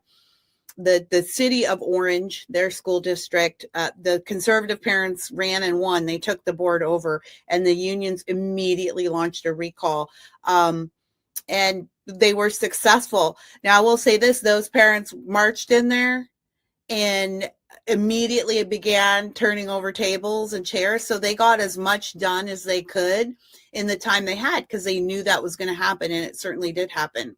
I think it's a lesson for all of us that winning isn't the end, winning or losing, but especially if you win, that's not the end. Then you have to be effective and you kind of have to go in with the strategy of I'm just going to go and knock down as many walls as I can until I get sent home. That's exactly right. Winning isn't the end. You can win and think, oh wow, you've got the wind in your back, like this is great, and then you suddenly the reality sets in, and you can lose, and that's not the end. For me, for you, it was just the beginning. That I wouldn't be here now had I won, and there were so many other victories over the last 4 years and things that I was able to do because I learned a lot by running and I utilized those skills. I didn't give up, and I just used them in a different way and went behind the scenes and helped other people to win in various races, all the way up to a surrogate for the Trump campaigns in Wisconsin. So now what you ran for, you already had this career, like that you were on the radio, you had podcasts, you had developed, honed a lot of these skills. In 2022, what propelled you to say, I'm going to run for school board? The schools were closed and I wanted them to be open. And my son was a 2020 graduate in high school and he didn't get that year. And then he didn't get his freshman year of college because they kept the schools closed. And then I had a daughter who was just entering high school at the time. And then added to that was all of the trans and DEI ideology that was infecting our schools. That's something I've actually been fighting here in California since 2013. A lot of people don't know that it was 2013 when we got these transgender and LGBTQ curriculums shoved into the public school system, and the lessons were shocking and egregious. And back then I was in media then, and I did the whole media tour. I went on every show that would take me. We did every radio show, but we couldn't get traction on it because no one believed it. It was so crazy. You know, the idea of teaching kindergartens masturbation or teaching lessons about gay social media apps, people couldn't believe it. So we just sounded crazy. And we lost that battle, but it took about 7 or 8 years for that to trickle into the general curriculum and then into the mind of the general population. So I've been fighting this battle for a very long time. I honestly thought we had lost it and that was that. This is another reason why you should never give up. But now the pendulum has swung, had a full swing, and we're seeing people now be totally aware of this. People are starting to notice it's in their classrooms, and that's all thanks to COVID. And so that reignited this new passion and this new wave of concern. And so I thought my school board representative resigned, she snuck away in the middle of the night, voted to keep the schools closed, and then resigned unceremoniously. And I immediately said, okay, I'm running.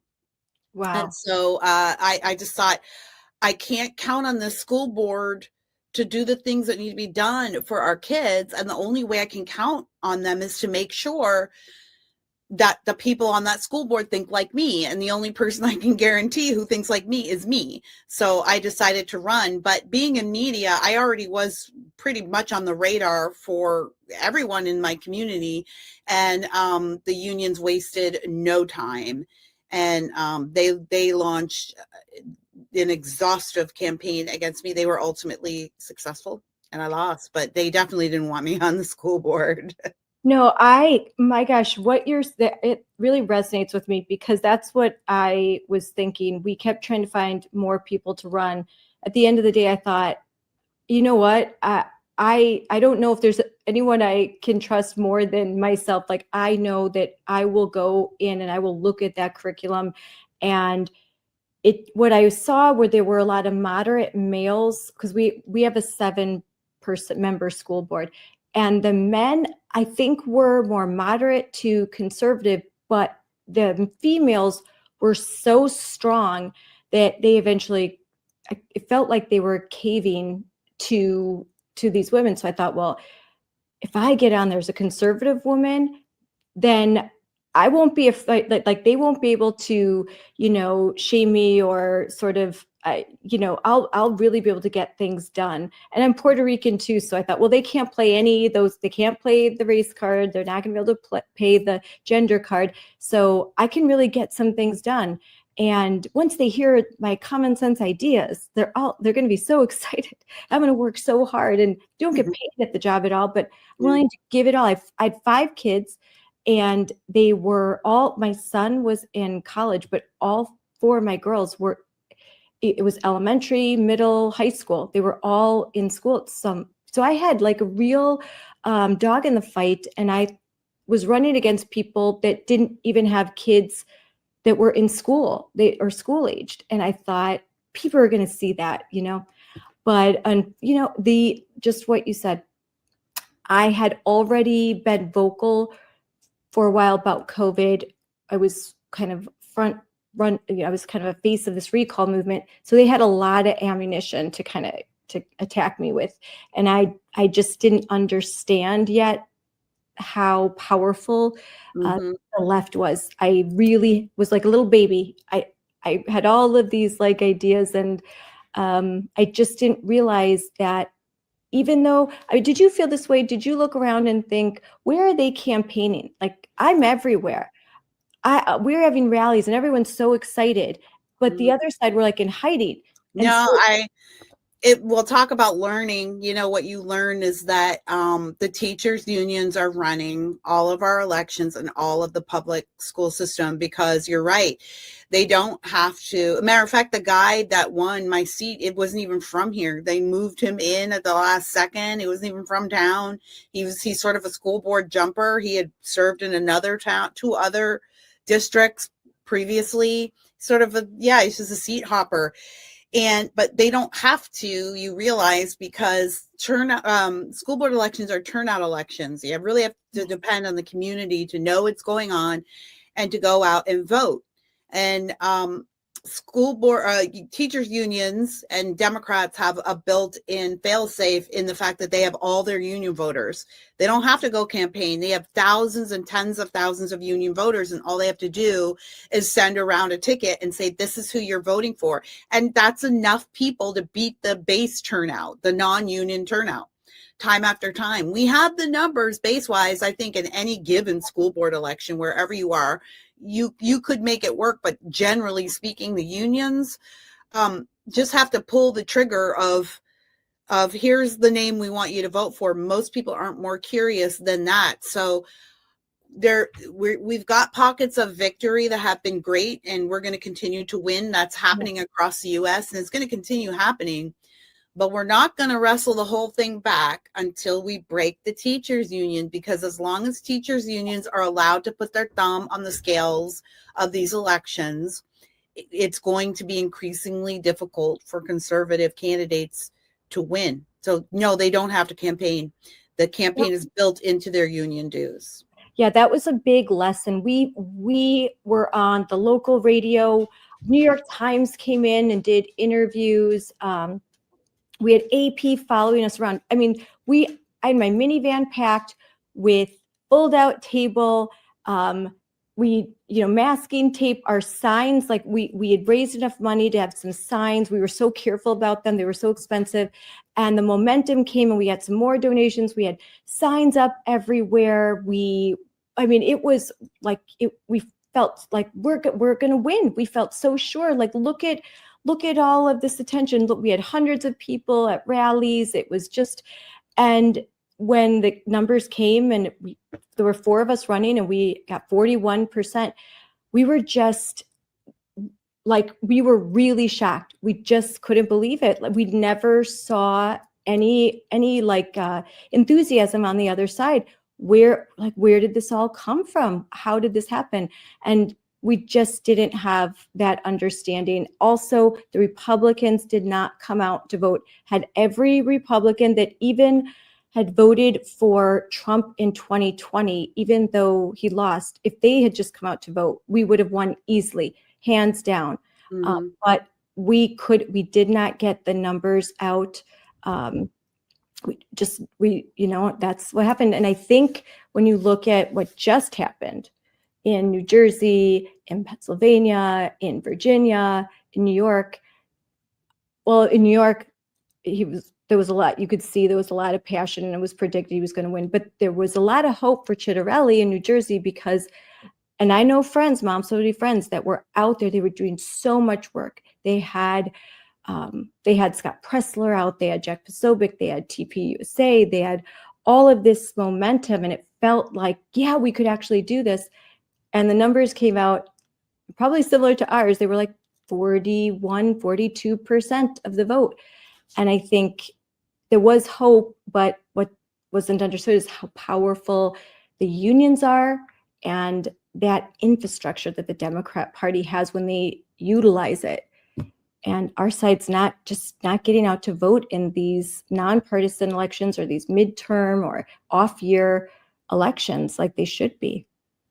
Well, this has always been a challenge, but I think the nature of the challenge is becoming, unfortunately, more obvious in this current political era. We've been talking to the Republicans forever about being more active and getting out in midterms, the party and the voters.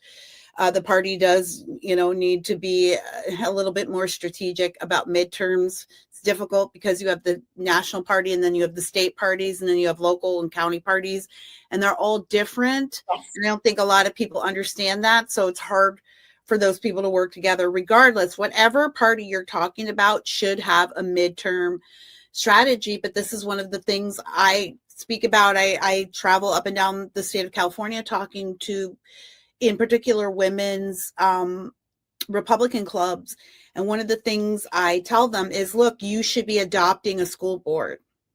This club should have a school board that you officially consider in your family. And when there are elections, you are advocating for the conservative candidates. You are raising money for them. You are knocking on doors for them. You are their volunteer teams. You send people to the meetings. You make sure that people know what's going on in the school board.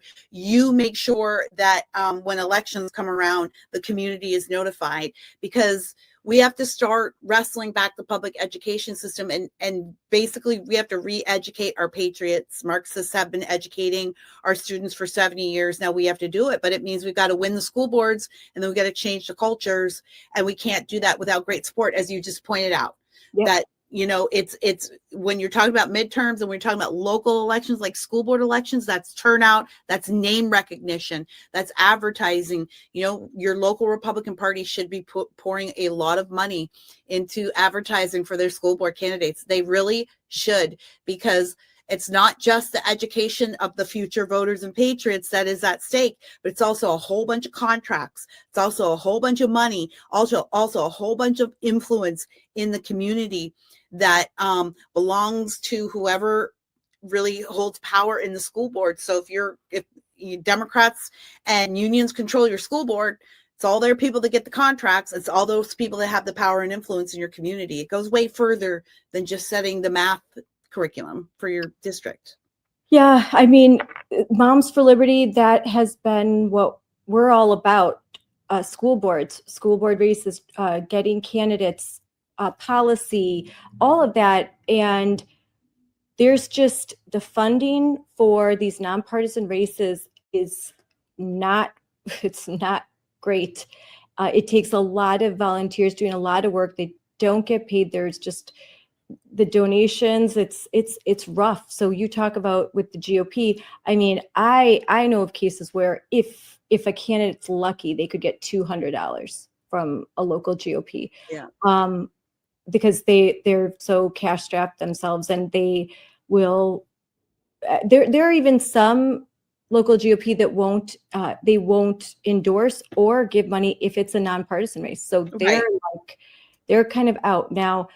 In our county, we changed that by getting involved in our local GOP and reviving and having leadership that will prioritize these races for all the reasons that you said, because they are important. And a lot of times, I mean, I think Republicans and Democrats, but in our state house, a lot of our current Democrat elected leaders, started in the school board. It's just a springboard. First school board. That's right. It's grooming. It's grooming. Yeah, it's a breeding ground. That's where you train up your bench. Yeah. And with us, I feel like that's where it stops. Like they run to school board and they're so battered and beaten down that they're like, I'm done. I'm out of here. There's just overall, there's some structural issues. Now, some even make the case, you know what, we have to work behind the scenes.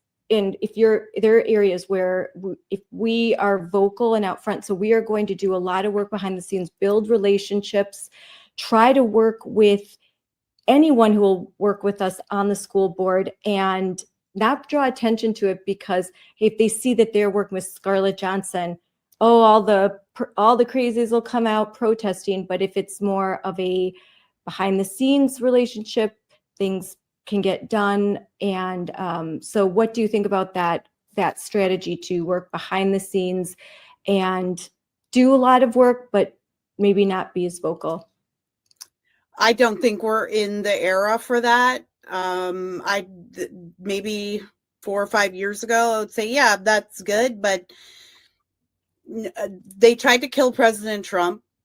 They tried to do everything they could to make sure that he didn't win in November, and they killed Charlie Kirk.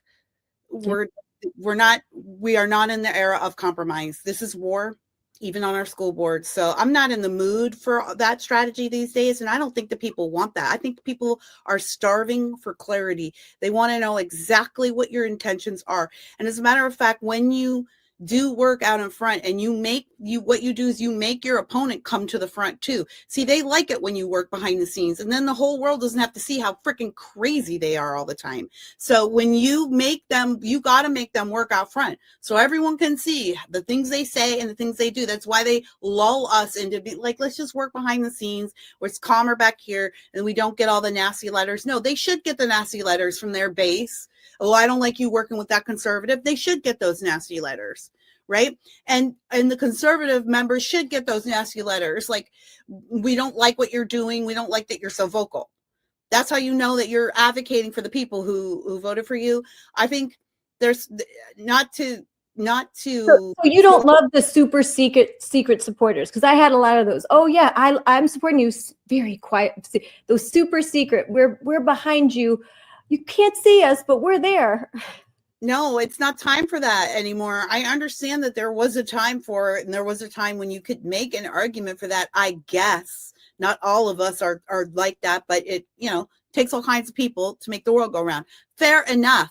We are no longer in that era. This is not a matter of if we don't win this election cycle, then it's going to be a few more election cycles before we get our feet under us again. I truly believe if we don't win this next election cycle and the next few to come, that's the end of the American experiment. They were going to kill us.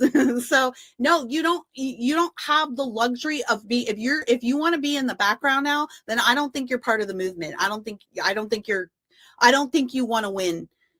So What do you think the Jay Jones win signifies? I mean, it signifies that the left has completely lost their marbles, and this is where we are now. This is who we're up against. They don't care. They don't care about your life. They don't care. They don't care if someone's murderous, right? There's a part of the people that voted for Jay Jones. There's a part of them that feels like, well, he was kind of justified in saying what he said. Again, I think after Butler, Pennsylvania, where a man did lose his life over political violence, and after Charlie Kirk, and after all of the violence that we have seen, there's no more question what the intentions of these people are. So what that election has done, I think a great silver lining from it is that it has provided us a lot of clarity with who we're dealing with. Do you want to compromise with that? Is that who you want to work behind the scenes with? Yes. No, you got to call them out for who they are, and then you got to treat them like the people that they are. But if you're going to work behind the scenes to do, or support people behind the scenes, that's what Democrats do. Go be a Democrat then. Well, and for context, Jay Jones didn't just say he fantasized about the death of his political opponent. He fantasized about the children dying in the arms of their mother so that his opponent could finally understand the reality of all think like that. That's the thing. They all think like that. I am a former liberal. For many years ago, 9/11 was my wake up moment, but I still have a lot of liberal friends. Most of my family is liberal. In fact, my mom broke up with our family over Trump. We no longer have a relationship with her because of Trump or over Trump. It's not his fault. We don't know him, but they all think like that. That is the thing. And the ones that don't think like that are the ones that are peeling off. They're the ones that are going, whoa, I'm not comfortable with this. I'm either going to sit out the elections or I'm holding my nose and voting Republican because something's weird here. But there is that mindset that is like, yes, it's wrong to kill people, but if only these people knew the pain of gun violence or knew the pain of starvation or knew the pain of whatever, of prison, then they wouldn't be so bad. And so then it's okay to inflict this upon them because they need to learn their lesson. That's a very, very dangerous mindset. So I'm glad that Mom Donnie and the Jay Jones thing happened. I'm not happy that it is this way, but I am glad that the silver lining is that everybody gets to look at the other side and see what we're up against. Exactly what do you want to compromise with? I think the only caveat I would say is I know people that they're Democrats, and I mentioned, like, look at what happened with Jay Jones, the AG candidate for Virginia. And they were like, who? Jay who? I'm not joking. They don't know. So Yes. don't be surprised that when we say that I think Democrat leadership or like the diehards may think this way. A lot of people that just vote Democrat, they don't know who Jay Jones is, or they convince themselves that you're a bad person, you're a white supremacist. So I don't even have to listen to you. You're probably lying anyways. You're making all this up. Well, this is my point. This is my point. Even though those people, first of all, you're absolutely right. That's the other thing we need to keep in mind is that, like, we think that social media is the end all be all of these discussions, and we do all our polling there. And most of the country isn't even thinking about these kinds of things. Another issue, right? It's turnout, Yeah. especially for these smaller elections. But that's the other thing is your Democrat friends. I think I would, do they might not know who Jay Jones is, but do they think if a Republican politician, if Donald Trump had the chance to hold his dying kids in his arms while they bled out from a gunshot wound, do you think your friends would think that's horrific? Or would you think your friends would say, I think he maybe deserves that? See, this is what we need to think a little deeper about. After Charlie died, I tell you what, I realized just how many of my Democrat friends actually would be just fine with me or someone else dying. This is what you need to think about. Your friends might be nice and great. I mean, I'm sure they are nice and great because you are, and this is obviously, I don't know them and I'm not painting everyone. I know what you're saying. You're saying. Yeah, people need to like step back and go, well, sure, maybe my friends didn't really know about all of the details of Jay Jones, but it isn't about what they know. It's about what they believe. And I bet if you ask them some direct questions, you'd get some pretty disturbing answers. I think we all need to come to terms with this. Yeah. And I think that sometimes they can think it's all in this realm of theoretical, and the political violence, even after Charlie Kirk, I think Charlie Kirk did shake people up, but they still, because, he's Charlie Kirk or something, like they're still have not come to terms with the political violence on the left. Or maybe I'm just hopeful in thinking that they don't take it seriously. Even after all of this, they're not taking it seriously, that there's real political violence. Antifa is real. This isn't a GOP talking point. This is something very real. Just Andy Ngo didn't just make all of this up. You live in California, like very dangerous. I'm Moms for Liberty. I have been confronted with these folks a few times, once in Pennsylvania, and it's terrifying. Antifa is terrifying. It's the first time in my life that I felt these people would kill me in a second. They would rip me to shreds if not for the police officers. I felt the evil, like the hate around me. Yeah, I think there's a lot of people who might not take stories about Antifa or stories about Andy Ngo seriously. Of course, they don't get it. There's a lot of people like, it's not that bad. But if it were that bad, would it be that bad? You know what I mean? That's what's going on the other side. Everyone needs to be honest. That's what underneath it all. And you should ask the direct questions so you know. Yeah. I learned a lot about the people I called my friends after Charlie died. And I don't think someone is safe who really has that underlying feeling of if there were, listen, ask yourself this about your, I don't want to use even the term Democrat. You can just, yeah, like, and you're progressive, yeah. you're like your progressive friends and family. But think about it. They might say, hey, I don't condone violence. I just don't like, hateful speech. But if you went to them tomorrow, you waved a magic wand and you said, you know what? For the next 24 hours, you can round up whoever you want and you can put them in a re-education camp, and they have to stay there until they learn the proper way to be an American and learn the proper way to vote, which would be voting Democrat or to the left. And use the right pronouns. Or die. If you could do that and there would be no consequences for you whatsoever, would you do that? Most people would say, yeah. Right? Like underneath a lot of them, if they knew that there would be no consequences for punishing us physically or otherwise, most people would say, yes, that's okay. This is what I need people to understand, that lurking under the surface of these political and policies discussions is a deep and evil and dark agenda that really would see most of us who advocate for liberty dead or in jail. I know it sounds hyperbolic. It might not be the right tone to be striking on a Moms for Liberty podcast, but that is exactly where I think we are. And I want everyone to know that this is a new position for me. I am just getting here. I have not been this person until the last year. Till the last year, you can go listen to all my stuff and you're going to hear me saying, let's persuade, let's be persuasive, let's be influential, let's get in on the culture.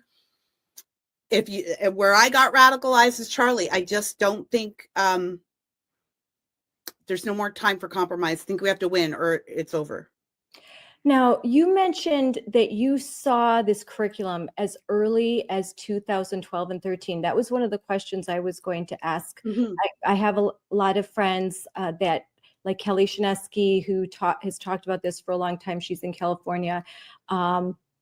My friend Rebecca, who chairs of California chapters of Moms for Liberty, they do a lot of great work, but I think because in California, there can be thought of it can't be saved. What can you do? But there are a lot of moms and a lot of dads that are doing so much work despite all that. I just spent the weekend in Chicago at a conference with Sonia Shaw, who's fighting the good Sonia's fight. talking to my ladies club next week here in Oh, Southern California. really? She'll be the guest of honor. Amazing. And she's such a fighter. Can I plug that, by the way? If you're, go ahead. Yeah, it's a Southern California area Republican women, scarw.org, and go buy your tickets. Sonia Shaw's going to be our featured speaker. She is awesome. She's amazing. She's amazing. And I'll put that in the comments. Send that to me. Text me that. I'll make sure I get that in the comments. Great. But you saw this much earlier. I wasn't aware of any of this until COVID. I had no idea. My friend James Lindsay had mentioned to me when he was coming to talk about critical race theory in Wisconsin in 2020 and 2021. I went out to lunch. That's where I really met him for the first time, and we started to become friends. We were with a group, and he said, well, actually, critical race theory is old news. And I'm like, what? It was just this huge issue at the time. And he said, no, what's the real issue is gender ideology and critical theories that go beyond race and go into, quote, gender and this, transgender sort of obsession.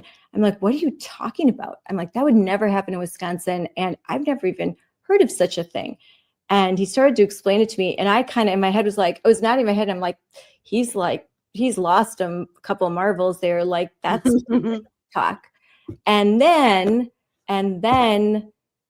a mom calls me a few months later and tells me she is on a committee that in a school district in Wisconsin that is about to adopt a new sex ed program, comprehensive sexuality education, advocates for youth. And she has got a hold of the materials and she wants to send it to me, and I'll be shocked. So I pulled over in my car, in my minivan, pulled over the side of the road so I could pay attention, pulled it up, and I'm like, oh my God. It was everything James had talked about, but worse. Mhm. And I was like, and that started me down the path of like 6 months of deep dive research into what literally the depths of hell, which is what this curriculum is. It's so abhorrent for children. So that curriculum, I haven't looked at yours, but I feel actually very, very confident in telling you it's probably the same curriculum that we developed. So we're always the test case here in California. This is why everyone, you should care about what happens in California. Don't abandon us because it comes to you next. Yes. So, but we were the test case. So a group called the Human Rights Campaign wrote the sex ed curriculum here in California. I always like to mention that the executive director of the Human Rights Campaign, who is Hillary Clinton's best friend, is serving time in prison for child sex abuse right now. Who's that? I can't remember his name. He's doing like 7 to 12. Wow. Yeah, he might even be out now because this was a while back that he went in, so he might even be out by now. They wrote this. So the Human Rights Campaign has a very innocuous name, sounds very nice, but it's actually just a hardcore left-wing, radical, transgender and LGBT IA2S. all the other letters, advocacy organization. They write the bill. Every bill that has to do with sexuality or gender in California, it was written by them. All the curriculum bills, it was written by them. Their fingerprints are all over that 2013 curriculum that we were fighting. Their fingerprints are. If you go down all the way down that rabbit hole, you'll end up at the HRC website. So this is a certified strategy that they then successfully infected the California public school system with very quietly. It was really hard for us to be heard. You know, kudos. I gotta say, shout out to my friend Dan Bongino, who had me on his show like every week for like a year to talk about it. Really? I mean, he was really a true advocate for it. And the other person I like to mention when I talk about this is Larry O'Connor, WMAL, out of Washington, D.C., and works at Town Hall as well. They were on it, but even those voices weren't big enough to tell people what it is. So Human Rights Campaign then took this strategy and imported it. So that's why people in states like Wisconsin will go, what? This can't possibly be here. We would never vote for this. Well, no, of course you wouldn't. You didn't. The parents of Wisconsin did not. The Human Rights Campaign came in and threw around a lot of money, and then it ended up in the right bills. It just gets, put in there by incrementations. I want to say this is the same thing with the union, the recall strategy for the teachers unions. It's the same thing. It's all the same people. All these strategies, Republicans are so hobbled because we tailor our strategies state by state, and the Democrats have a strategy and then they import it to the other states. Yep. That's what you're seeing. Yep. I'm pulling up right now. So here, everyone can see, I've talked about this so much, but Human Rights Campaign, they are behind the Advocates for Youth, 3 R's. There's different names. This Advocates for Youth was the most recent, the Future of Sex Ed and the national organization all worked together in 2020 to create a comprehensive sexuality curriculum that Biden, of course, shoved down the throats of all school districts, and then federal grants made it free. So guess what? They love free, and they love the fact that it's uber woke. And Human Rights Campaign is behind so much of what is going on in your school district. They fund a lot of those rainbow reading rooms, GSA clubs, all of those things. The fingerprints of HRC is on all of it. And guess who they're partnered with? The Clinton Foundation. Need I say more? Yep. And so look at mobilizing voters. They mobilize voters and they deliver curriculum into classrooms. So when they tell you, oh, stop being so political, because you're running for school board isn't political. Education isn't political. That's what they say so that the normies can Right. go back to sleep. For Right. them, it is so political. Look at what happened. Only political. They don't care about educating kids. Obviously, let's look at the numbers. We only have to look at the education numbers in literally every state in this country. So clearly they don't care about the kids. Of course, it's only ever political. Conservatives made the mistake of believing that our opponents loved this country and our children as much as we did.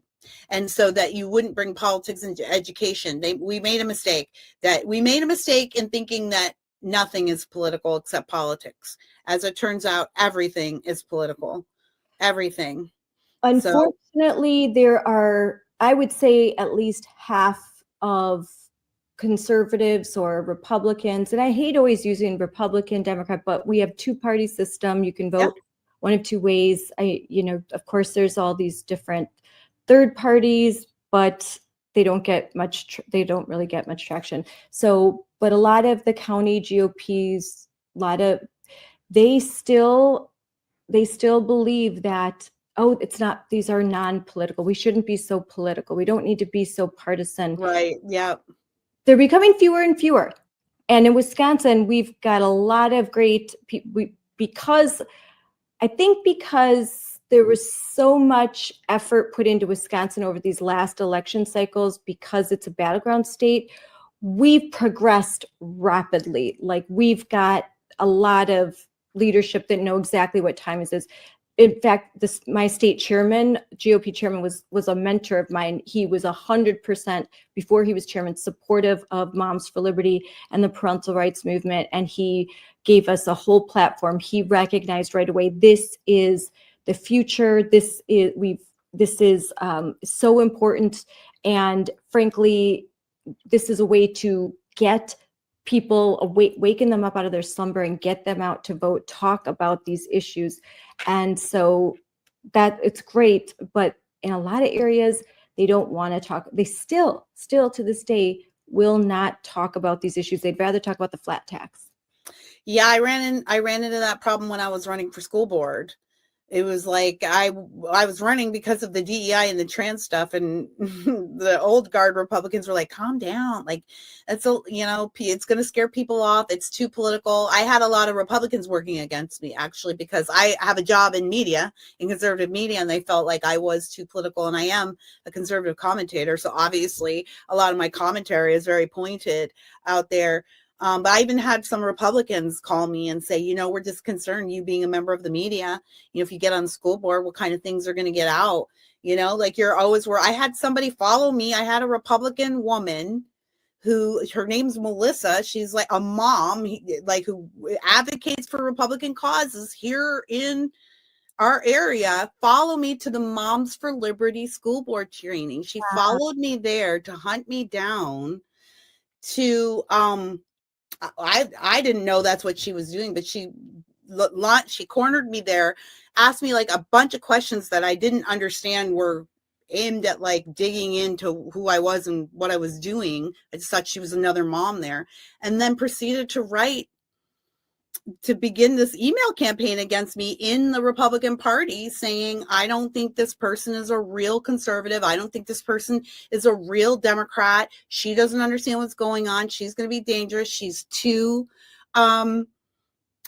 pointed. She's too, right wing. And I had to, so then what happened was actually Harmeet Dillon got a hold of it. And then Harmeet Dillon sent out a tweet on my behalf saying this looks a lot like libel, and they backed down. Thankfully, I just know Harmeet through my many years in this industry, and both of us being Californian. But that is what happened. So that happened within my own party. This is an ally, but that was because it happened because there were people going, "You're too much. It's too much. You're too much. We can't. The people aren't going to believe this. Tell people that you're going to reinstate the math honors program." That's what they want. And we're not in the math honors program era. It'd be great to get back there. Let's get back there. But in order to get back there, we need some warriors. We need some mama bears. And unfortunately, Republicans in many cases are just as reticent to support the mama bears as the Democrats are. Yes, I had at a GOP caucus, I had someone who I thought was friendly come up. I went up to them to say to vote because I decided, well, if I want change, I'm going to have to run for a position in my local GOP. And so I did. And I'm, like I have good relationships. I'm always nice. I'm Wisconsin nice. Okay. Like I'm always trying to be very nice and fighting the good in something. And I'm like, oh, hey, would you vote for me?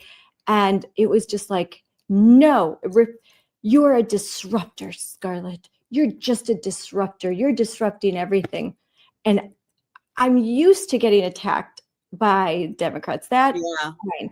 But that I was really like trying not to cry, but frankly, I'm just like, wow.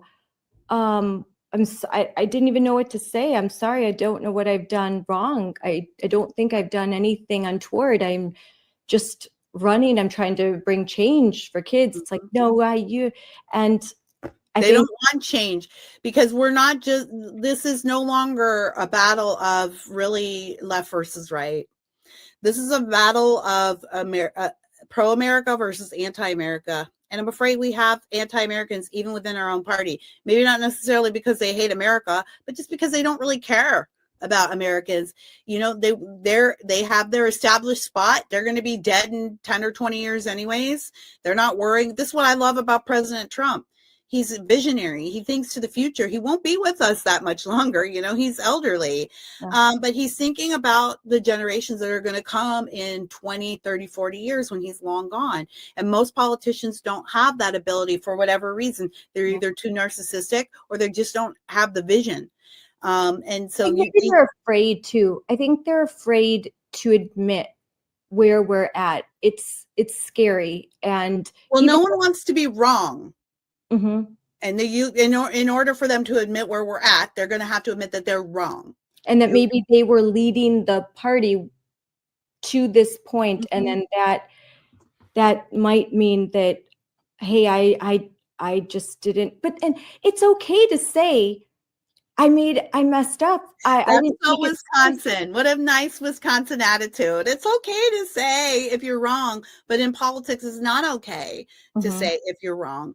It's a career killer. And for most people, their pride won't allow them. Most people won't. I don't think people understand like a perspective shift. Like it is, that's very rare for most people. Like, the reason why we had the Never Trump split in 2016 and again in 2020, we lost a lot of our intellectuals on the right. They moved over to Never Trump. They're still over there. Link Project, Bill Kristol. I used to love Bill Kristol. I used to love Bill Kristol too, but you know what we realized is that Bill Kristol didn't love you. He didn't care about us as readers, right? He didn't see us as readers or colleagues or peers. He saw us as minions, people who get our talking points and our thinking points from him. And when he realized we didn't think like him, and not only did we not think like him now about a certain issue, now we're exercising our power and we're way more influential than him, he got mad at us. So he was never for us. It was never about us. He's mad that he's wrong. We made him wrong and we made ourselves right. And he doesn't like that. Look at what they're mad that their strategy and their ideas for winning turned out to be wrong. Look at the church. Look at what happened like 2020. We were in this third way thing where it's like, we shouldn't be too evangelistic. We should be, opening the churches to the center, seeker friendly.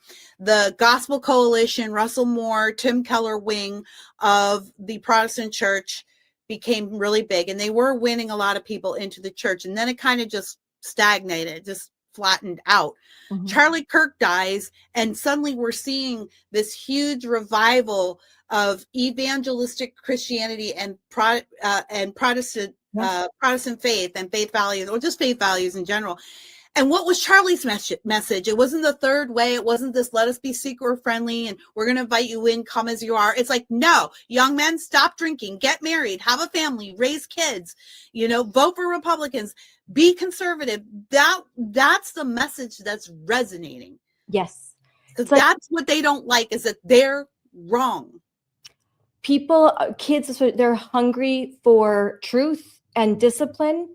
they are disordered. They're the young brain, like they may repel it. Of course, if you raise teenagers, you know that. But deep down, they need it. They want it. They need that kind of structure. They need to be told what's right and wrong. And when you don't, I mean, if you ever watch Jordan Peterson, what you do psychologically when you just sort of let your kids like make grown-up decisions at a very young age and pat yourself on the back that you are such an amazing parent, you're so progressive. No, you have done a disservice to your child, and they will end up resenting you, and they will have anger towards you because you didn't parent them when that was your job. And if you don't do the job of raising your kids and giving them a worldview, someone else will gladly do it for you. And here we are.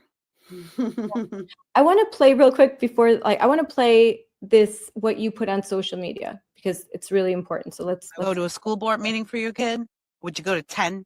Would you go to 10 city council meetings for your kids? Would you run for city council for your kids? Would you knock on 40,000 doors for your kids? Would you register 5,000 voters for your kids? Don't tell me you'll die for your kids. That's the easy part. Every parent would. Will you sacrifice your Saturdays to walk for that candidate that you believe in for your kids? Everyone needs to start reframing what it means to serve, what it means to sacrifice, and what it means to die for your children and to die for your country. It means dying to yourself. It means dying to your schedule, dying to your comfort, dying to your need to be well liked and loved, dying to yourself, dying to your own needs. It's a service.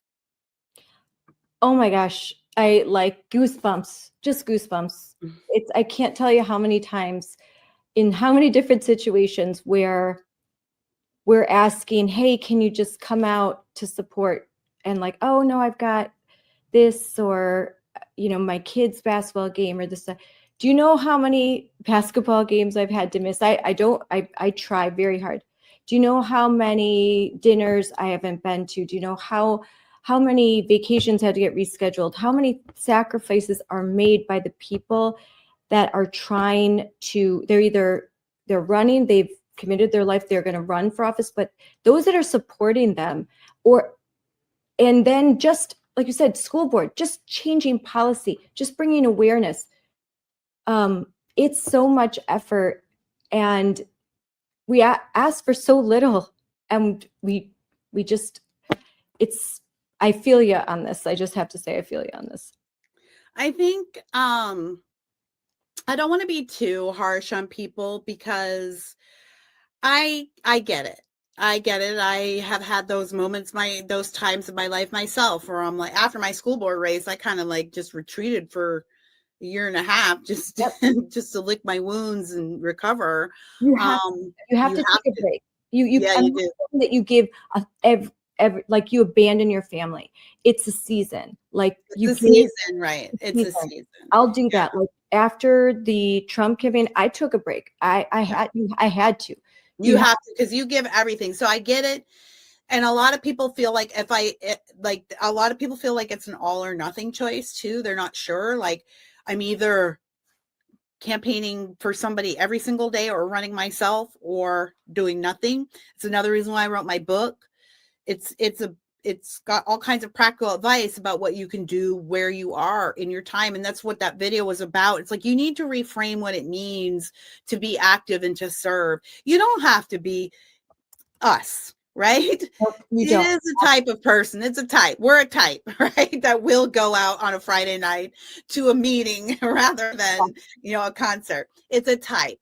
Fair enough. But you can do something right where you are that won't co-opt your whole life. You have options. There are ways you can support people, support the truth. It's as easy as doing something like putting a sign in your yard for a school board candidate, which is so hugely important. It's stuff like that. Everyone needs to reframe what it means to be a part of the battle, but no one can sit out the battle. Now, this is the point. This is what I was talking about.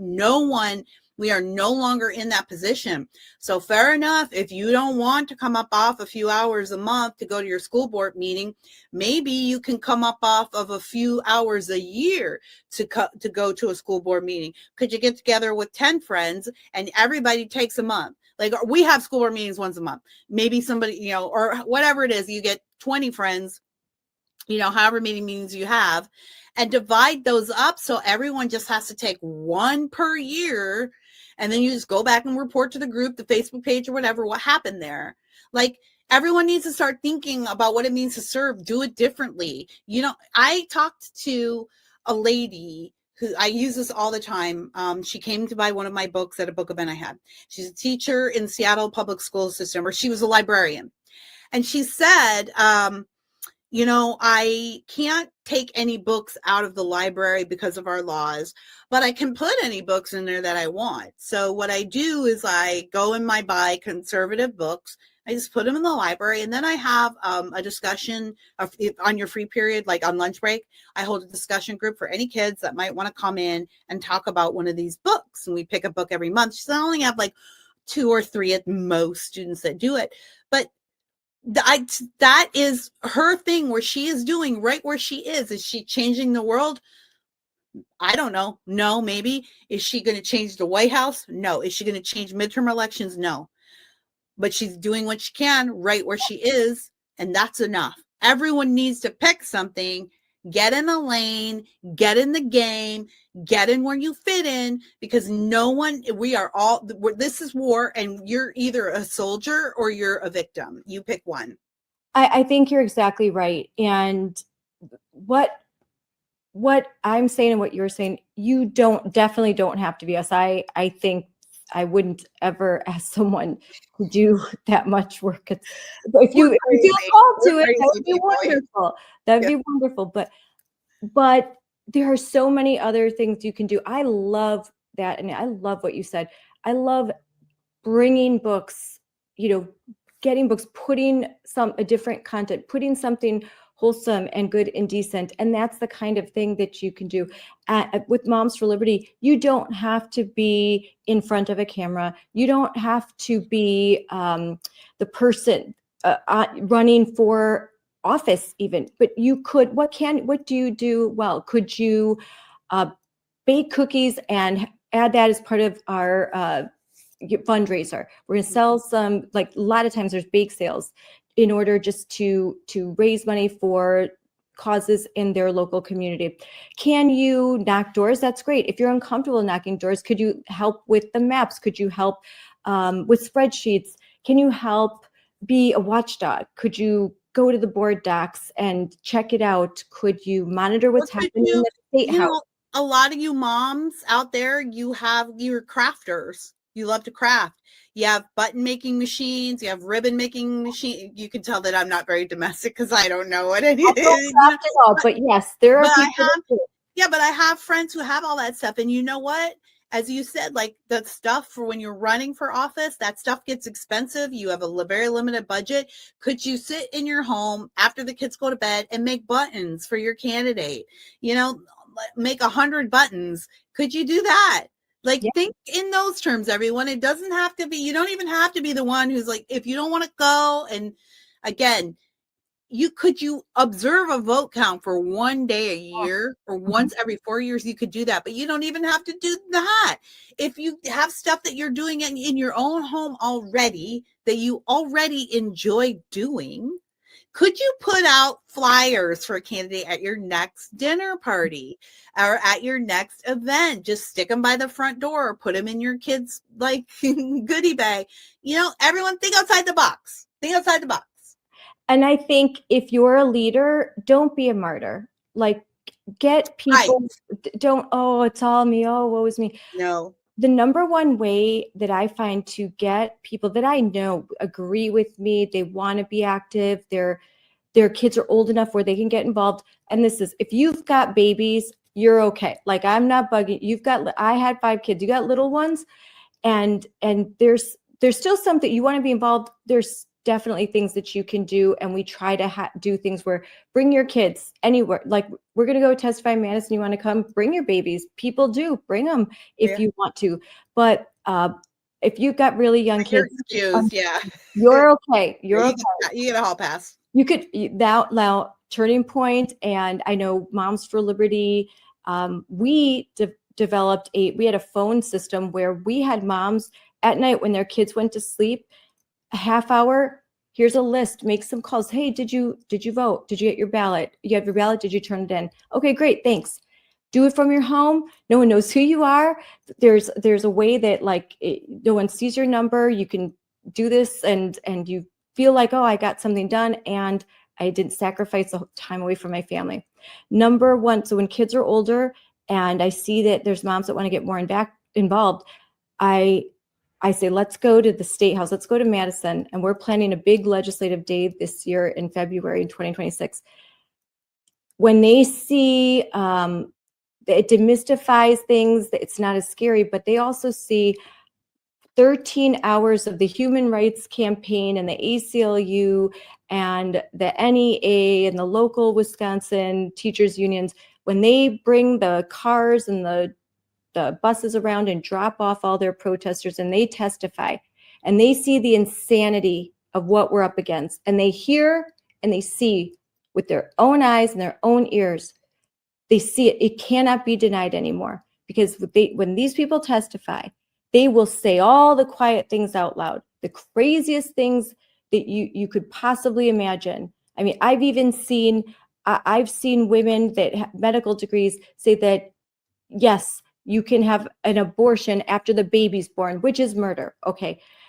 So you will see some very crazy things and you'll never be the same. So if you're a leader and you want others to join you, you've got to start to show them what's happening so they can experience for themselves and then show you proactively doing something about it. And like, there is a path, there's a way that we could actually make change and then make it fun too.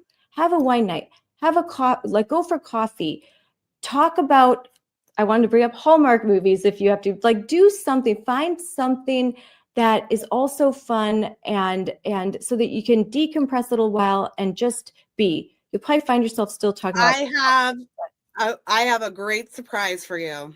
I have a Hallmark podcast. You do?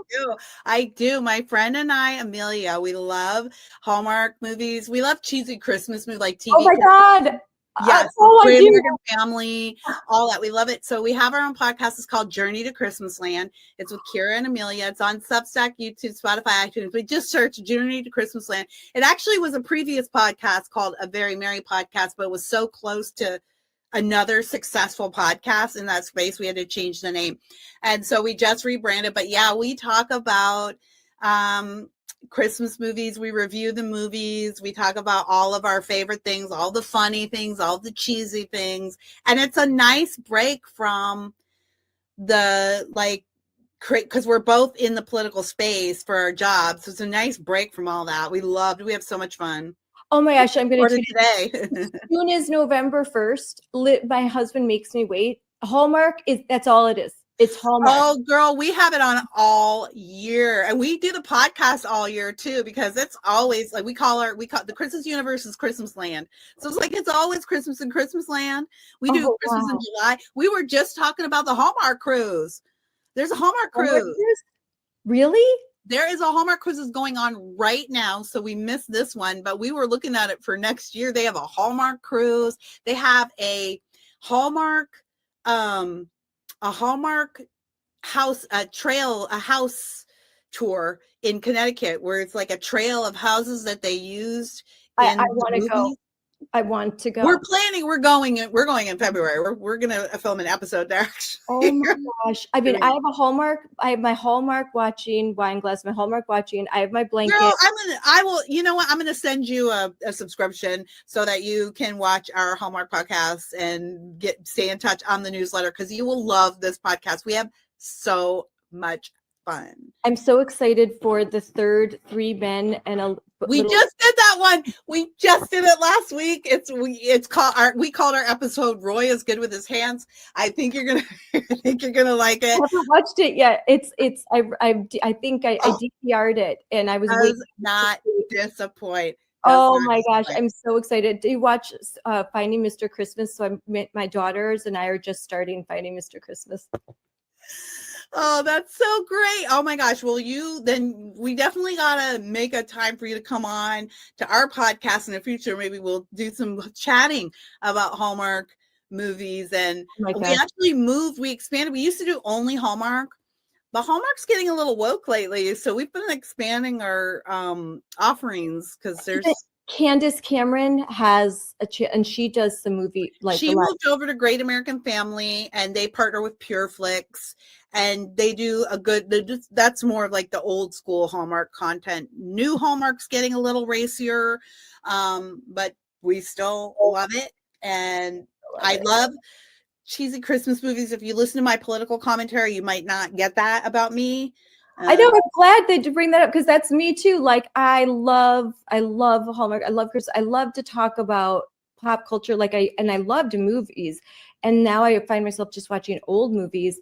Every once in a while, there's something and I have older kids, so I can take them to certain things, and it's a little woke. It's like, oh my gosh, they'll even say, oh mom, I know that's so woke. Like they didn't even need to have that in there. When your kids are younger, I get you have to be a lot more selective. But I love Hallmark. I love Christmas. It's my happy time.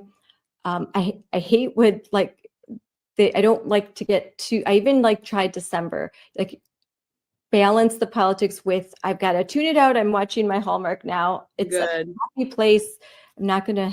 That's why we love it. That's why, I mean, there's an element of poking fun at the cheesiness and the scripts and stuff. There's all of that. But underneath it all is just a great love and admiration for these movies because there's always a happy ending in Christmas Land. There's never any hard feelings. You always get the ending you want.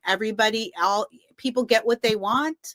Yeah, they love each other and they're happy. Like, my gosh, it's just nice to tune into something where everybody gets what they want and everybody ends on a happy note.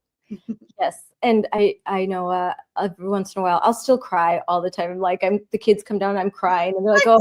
Sometimes too. So 3 Wiser Men and a Boy. I legit had a teary moment. Yes, legitimately. Yeah, legit. I will you're gonna like that movie. Oh, I'm excited. I need you to watch it and then hit me up on X and let me know what you think. And I'll send you the link to our podcast. You can also listen to that later. But I want to know what you think. I think you're gonna love it. It was really good.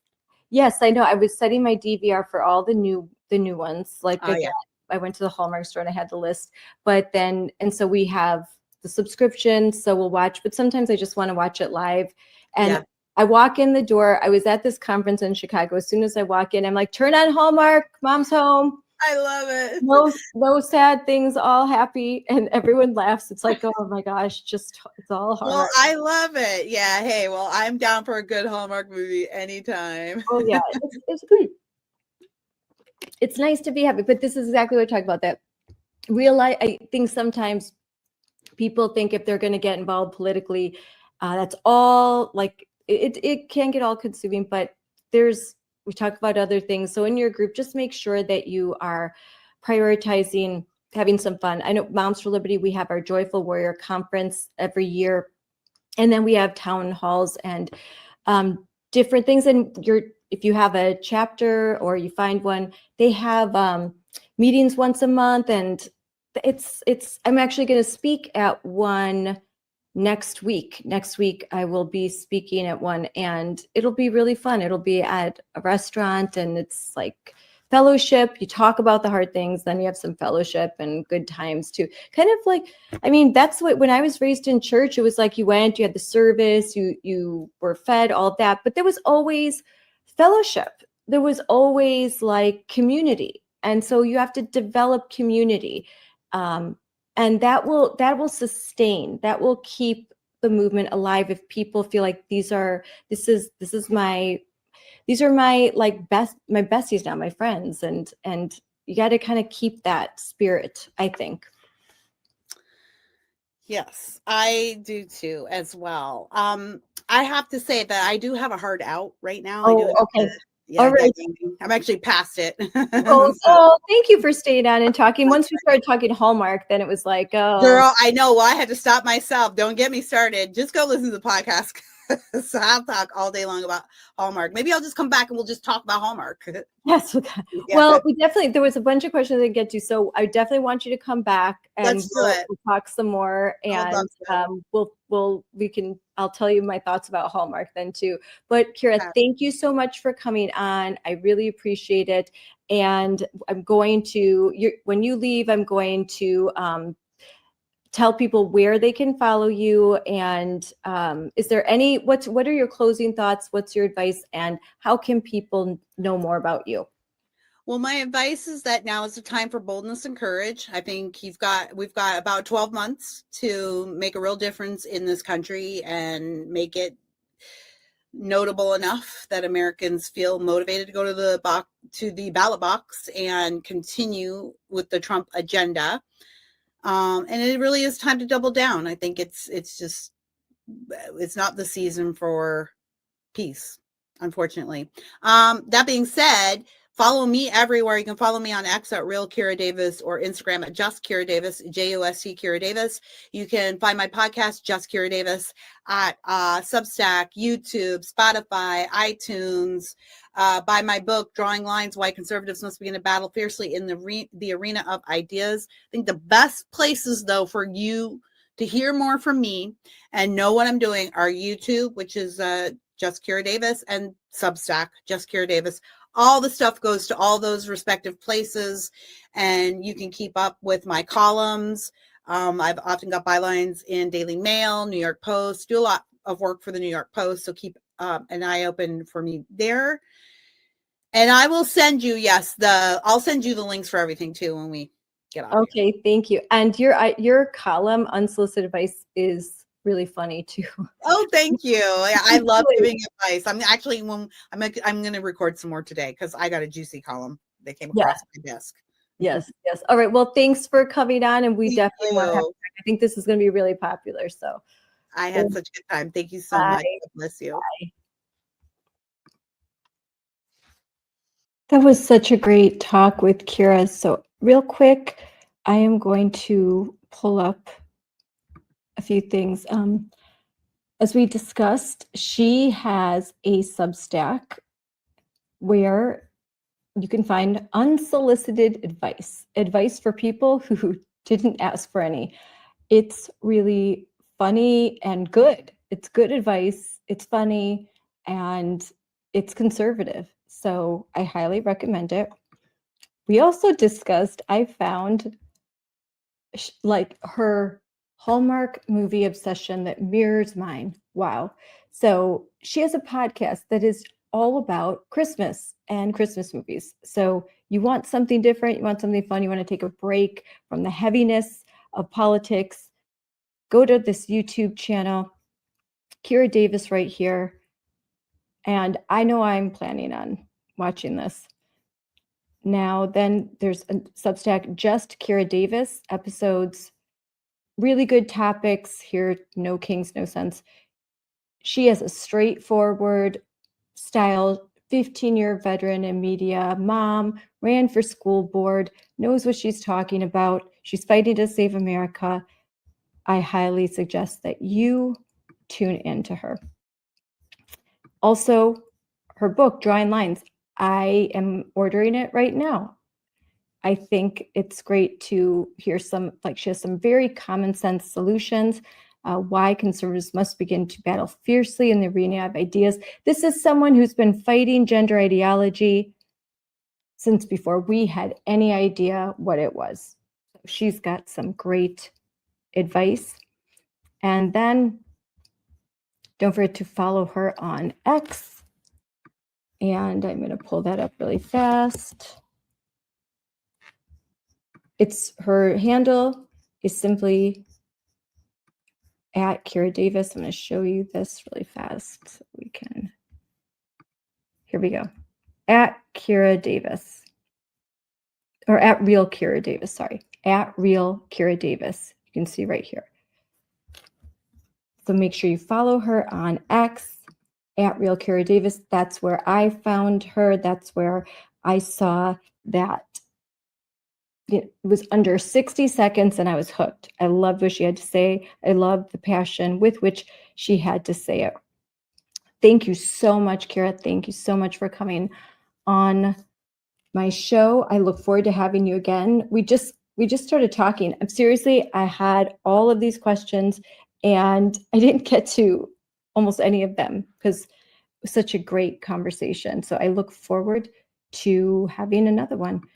Don't forget to learn more about Moms for Liberty at momsforliberty.org. You heard Kira. She has attended Moms for Liberty training events. She wanted to run for school board and she contacted and went to Moms for Liberty. And that's what we're known for. And that's what we're good at. Our YouTube channel at Moms for Liberty. And that's where you can find this episode. It will be on there within just 48 hours. So you can watch it again, share it, like it, and subscribe, please. So I hope this was enjoyable for you. It was a blast for me. And I look forward to our next conversations. My goodness, I have so many lined up. I'm like just struggling to schedule them all. And I'm going to talk to some people, like Jennifer Say. I'm going to be interviewing her next. But we're also going to talk to some folks you might not have heard of, and they are doing the Lord's work. They are fighting on the front lines. I want to amplify the voices of our mama bears and papa bears and our warriors. And I will continue to do that as Moms for Liberty is always trying to amplify the voices of not just our 130,000 members across this country, but our allies, our friends, that fight side by side with us. We want to amplify them. We are in it for the right reasons. This battle is going to require unity. It's going to require unity among conservatives. Yeah. So Kira has some food for thought for myself. Definitely, like she's been at this longer than I have, and so she's got some valuable insight, and I thank her for continuing to stay in this fight, even though sometimes you have to take a break after you do something big like run for school board. She comes back and she gives it 1,000%. And so grateful for you, Kira. All right, everyone, that's it for now. For Liberty is standing up for parental rights across America. But now we're under attack. Moms for Liberty made news this week by being labeled as extremist and anti-government. Radical groups like the SPLC are trying to silence us. But we're not in this fight alone. Countless leaders from across the country have stood up to defend us and our mission. The Southern Poverty Law Center decided to target Moms for Liberty. Let me say, Moms for Liberty, they are phenomenal women. They are moms who are standing up for their kids. They have fought for all of our children, and because they are effective, the Southern Poverty Law Center is trying to hurt them. That's a deliberate attempt to destroy someone's life. Moms for Liberty does amazing work. The parents movement in America is extremely important. We are parents. We are parents that care about our kids. We are parents that want transparency in the classroom. Moms for Liberty, you exhibit something that actually the CEOs of the biggest companies in this country do not, which is courage. Thank you for standing with us to protect our children's future.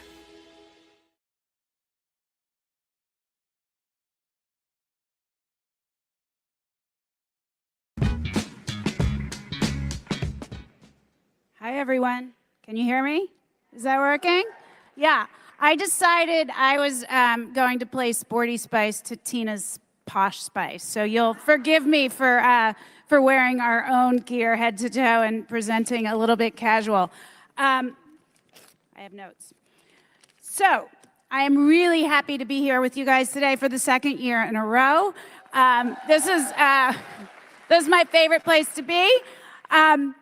I'll give you a little bit of a background about myself, and then I'll get going. We have an exciting panel for you today. So I am Jen Say. I was an elite gymnast as a child. I was a 7-year national team member and the 1986 national champion. I am very proud of my athletic achievements. Thank you. I started sports just 2 years. I started gymnastics 2 years after Title IX passed. I'm old. I started in 1974. I am so grateful for the passage of Title IX. I would not be the person that I am today without sports, without the resilience, perseverance. That's where I learned how to get up when I fall down, and I have fallen down a lot in the last 5 or so years. So thankfully, I had sports to teach me that. Title IX is at risk, as you all know, and we're going to talk to some young women who are pushing back.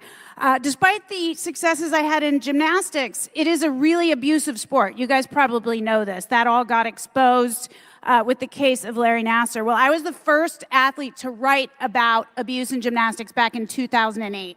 And that was tough. That was tough. It's not easy to go first, as you all know.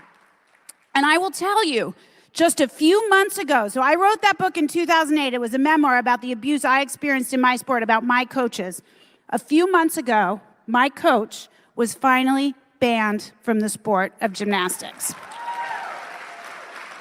So it takes USA Gymnastics a long time to get to it, and actually they were forced to do it by something called the U.S. Center for Safe Sport.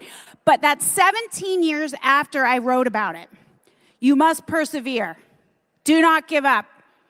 Do not give up. This is not going to be easy. We've had some wins, but you got to keep your eyes on the prize. It took 17 years, and I will tell you this, it was worth it. It was worth the fight, because not another child will have to be coached by that man. So after I left gymnastics, I went into fashion. I was a fashion executive for many years.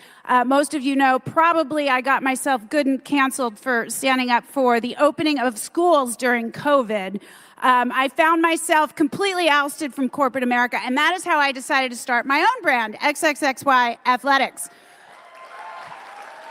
We're the only brand standing up for the protection of female athletes in women's sports and standing up for fair competition, because every girl deserves to have what I had as a young athlete. The name itself, XXXY, is a statement of material reality. There are two sexes. That's it. If you're a boy, compete in boys. It's not complicated. Who needs a hat? I have one to give away. Okay, I got a bad arm. I got a lot of injuries in gymnastics. I'm going to throw it. It might land right here, right in front. Oh, I did okay. I did okay.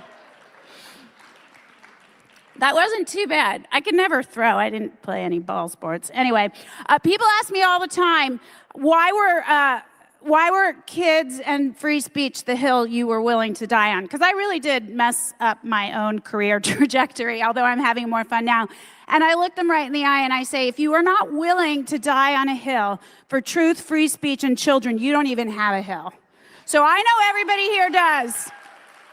I know you all do, and that's why you guys are here in this room today.